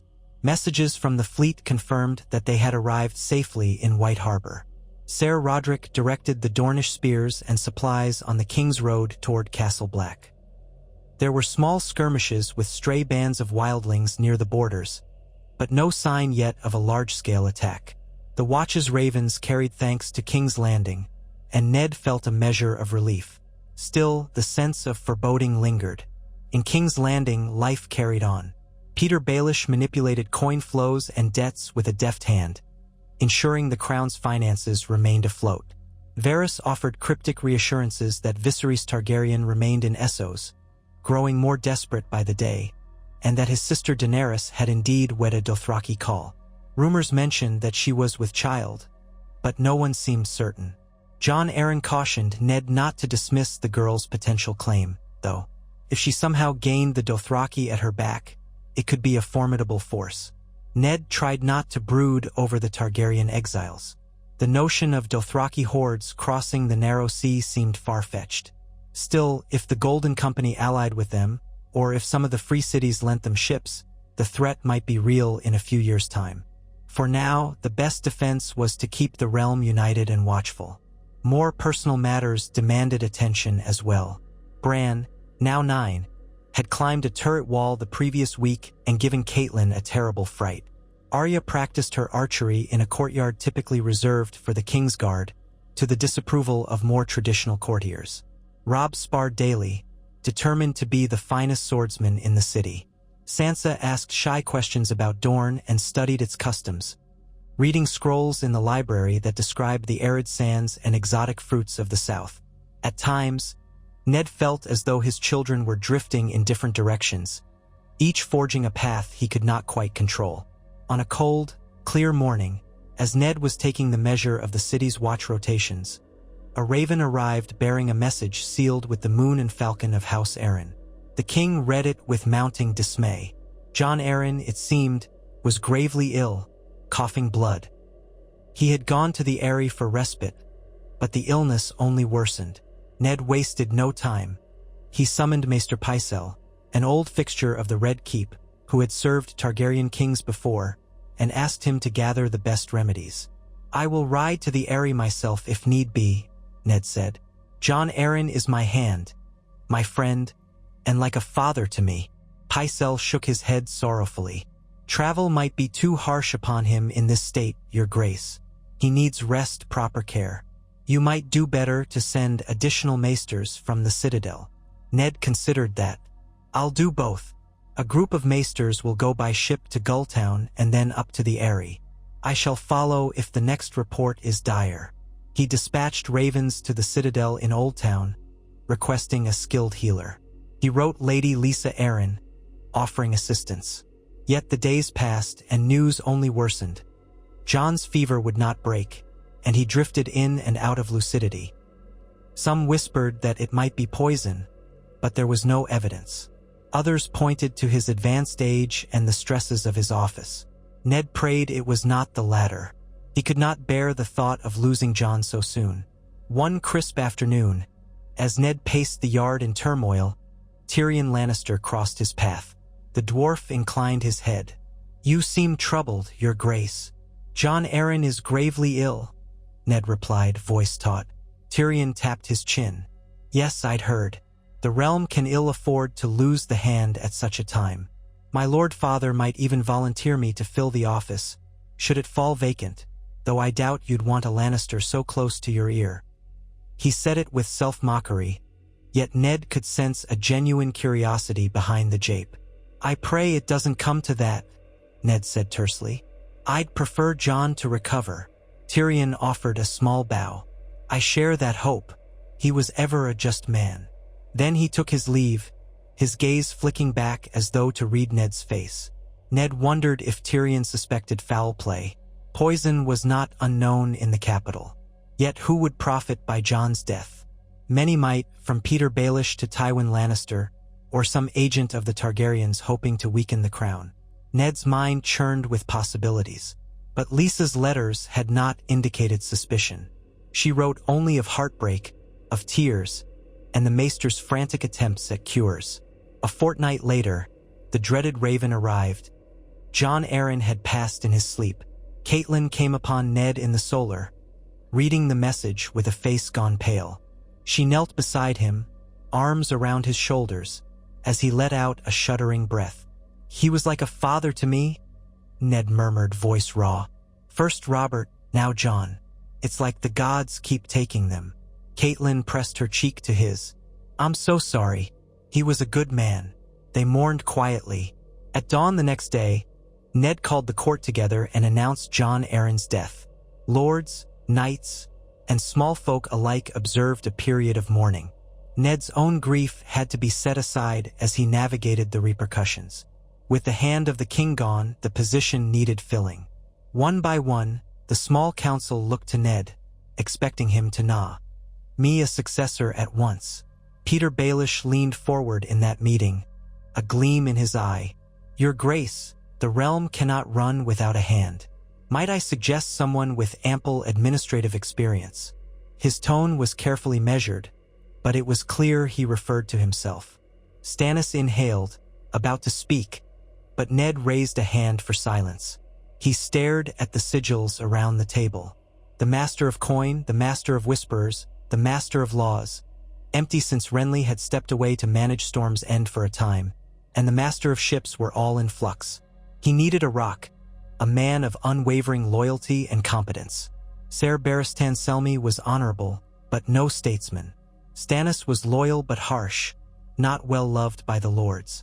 Baelish was cunning, but Ned distrusted his ambition. Varys was out of the question, too slippery, too tied to old secrets.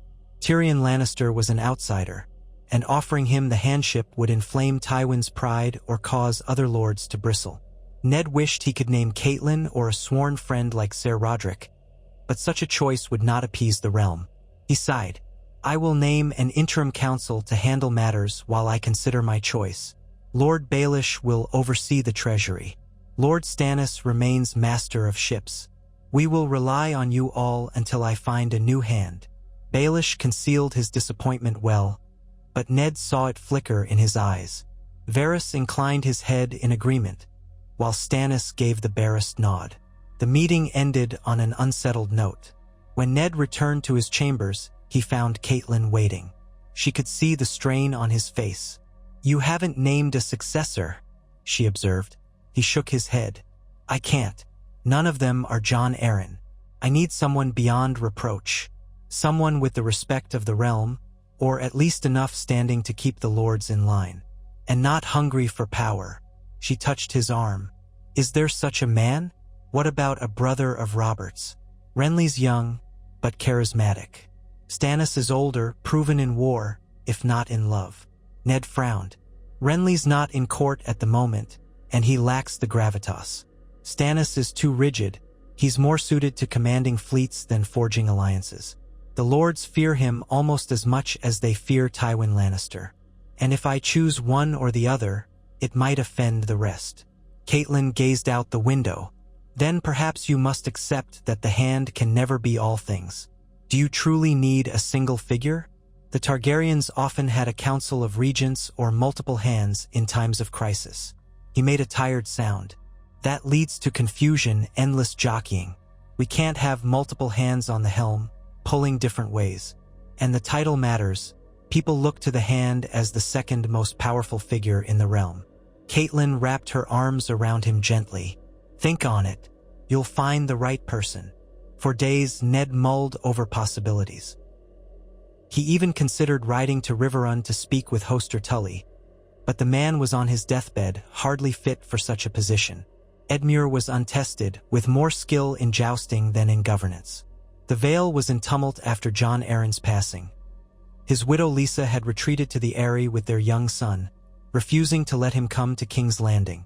The city buzzed with rumors that Lisa blamed the crown for Jon's death, fueling theories of poison. Ned did not believe that for a moment, but he recognized how fear could warp one's mind. Late one night, while poring over the histories of various hands of the king, Ned found an account of how some Targaryen kings had chosen men from outside the realm's major lords, men unburdened by feudal entanglements. Suddenly, a name flashed in his mind. Davos Seaworth, the smuggler-turned-knight who had served Stannis faithfully at Storm's End during the siege. Davos was loyal, honest to a fault, and had proven his resourcefulness. But he was low-born by birth, lacking the high family ties that might reassure the lords. Would they scorn him? Ned set the idea aside, uncertain. Another thought. Lord Manderley of White Harbor was wealthy, loyal to the Starks, and skilled in trade, but he rarely left the north. Or perhaps Brynden Blackfish Tully, a seasoned warrior and man of pragmatic sense. Still, none felt quite right. In the end, the realm did not wait. Pressures mounted. The small council bickered. Peter Baelish found ways to enlarge his own influence. Stannis grew increasingly frustrated with the slow progress on naval matters. The cost of feeding King's Landing soared, especially if more men from the countryside flocked to the city.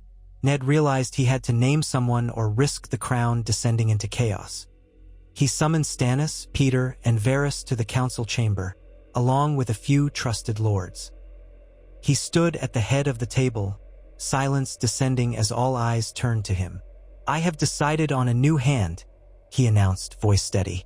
"In memory of Jon Arryn, we need a man of unwavering integrity, a man no less dedicated to the realm than to his own house.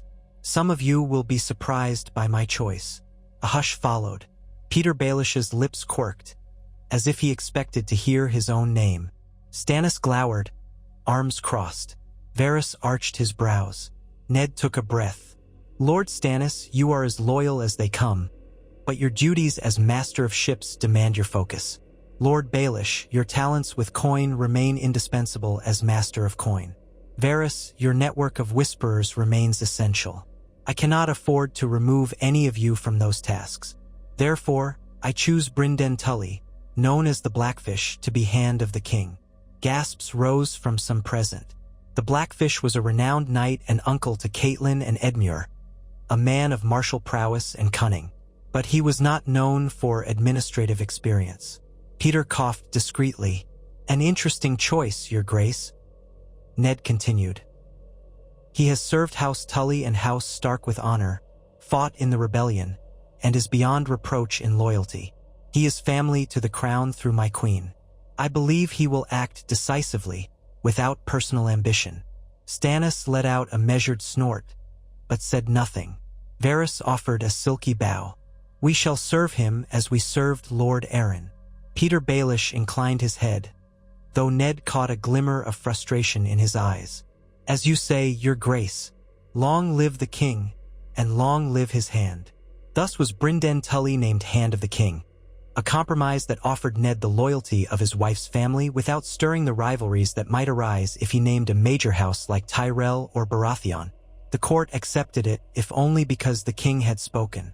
Brynden Tully arrived within a fortnight, summoned from Riverrun, where he had been aiding Edmure in the face of Hoster Tully's declining health.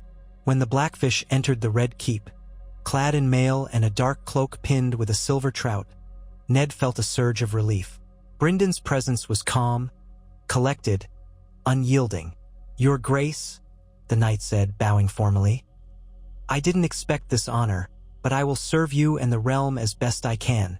Ned clasped his arm. "I know you will. There is much to do."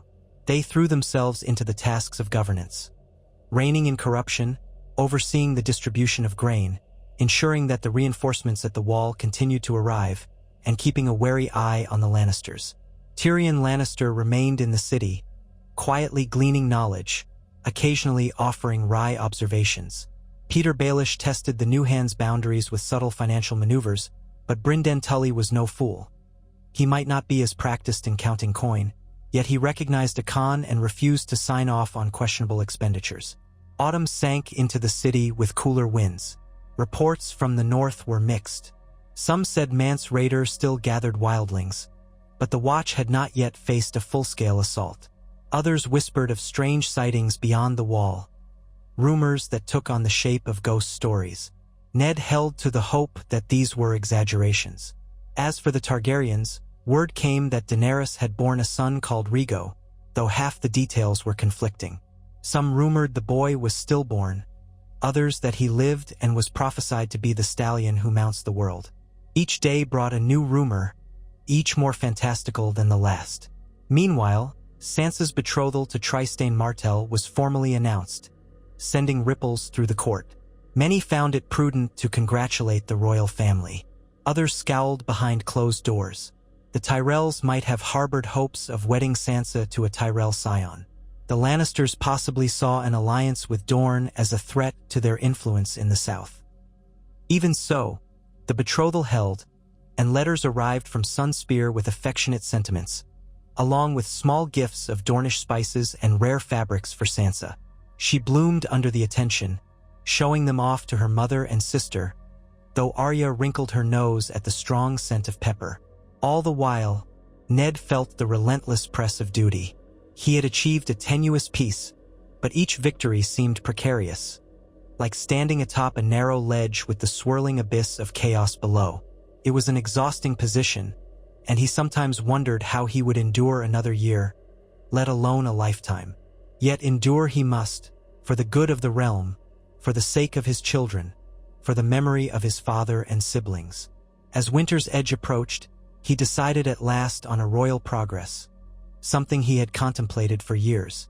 The city was stable enough, the kingdom relatively calm. The plan was to visit the major regions of the realm, paying respects to each. It would serve multiple purposes: to show the king's presence, to address local concerns, and to give his children a glimpse of the wider land they would someday help govern. The progress would begin with a trip to the Riverlands, so that he might see Hoster Tully before the Old Lord passed, and so that Catelyn could be at her father's side. From there, they would travel north toward Winterfell, if all went well, letting the children finally see their ancestral home. Brynden Tully would remain in King's Landing as Hand of the King during Ned's absence, an arrangement that raised some eyebrows. After all, Brynden was also a Tully. But Ned trusted him implicitly, and that trust mattered more than optics. Baelish, Stannis, and the others would still be present to ensure no single man ruled in Ned's stead. The plan was set for early spring, once the roads softened. Catelyn was both eager and anxious. She wanted to see her father, but worried that traveling with so many children might prove difficult. They would bring a portion of the Kingsguard, of course: Ser Barristan Selmy, Ser Jaime Lannister, who had surprisingly remained in King's Landing, somewhat subdued since his father's humiliation, and a few others. Ned insisted on a modest retinue, not the lavish train Targaryen kings once demanded. When news of the planned progress spread, the city hummed with speculation. Some assumed the king was seeking to quell rebellious lords. Others whispered that the Lannisters might move against the capital in his absence. But Ned relied on the quiet vow from Tyrion and the fact that Tywin had not openly defied the crown in years. Besides, with the Blackfish in command, any coup attempt would not find easy success. At last the day arrived to depart. The sunrise cast pale gold across the spires of the Red Keep as the royal party assembled in the courtyard. Horses stamped, children fussed, men-at-arms formed ranks. Catelyn rode in a wheelhouse with Sansa and Arya, while Robb, nearly a man grown, insisted on riding alongside the knights. Bran sat astride a small pony, excited by the prospect of seeing rivers and forests beyond the city walls. Ned led them, draped in a thick cloak lined with fur, the simple crown of hammered steel on his brow. He turned one last time to Brynden Tully, who stood at the top of the steps, arms folded. "Take good care of them," Ned said. "We should be no more than a few moons if all goes as planned." Brynden inclined his head. "Count on me, your grace. May the gods watch over you." With that, the royal party clattered out of the Red Keep, across the city, and through the massive gates. The small folk gathered to watch, some cheering, others merely curious. Children pointed and waved. Ned felt a stirring in his chest, a blend of anticipation and dread. He was leaving his seat of power behind, hoping that the peace he had built would endure in his absence. If the gods were kind, the progress would be a success, forging stronger bonds with the lords, letting him lay eyes on his father-in-law one last time, and giving his children the chance to stand in Winterfell once more. Sunlight glinted off the armor of the Kingsguard as they rode out.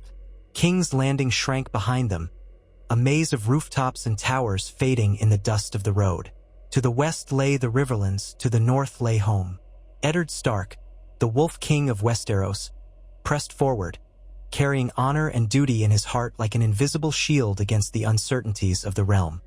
He did not know what new tests might lie ahead, whether from savage wildlings, cunning Lannisters, restless Targaryens, or something darker stirring in the far north.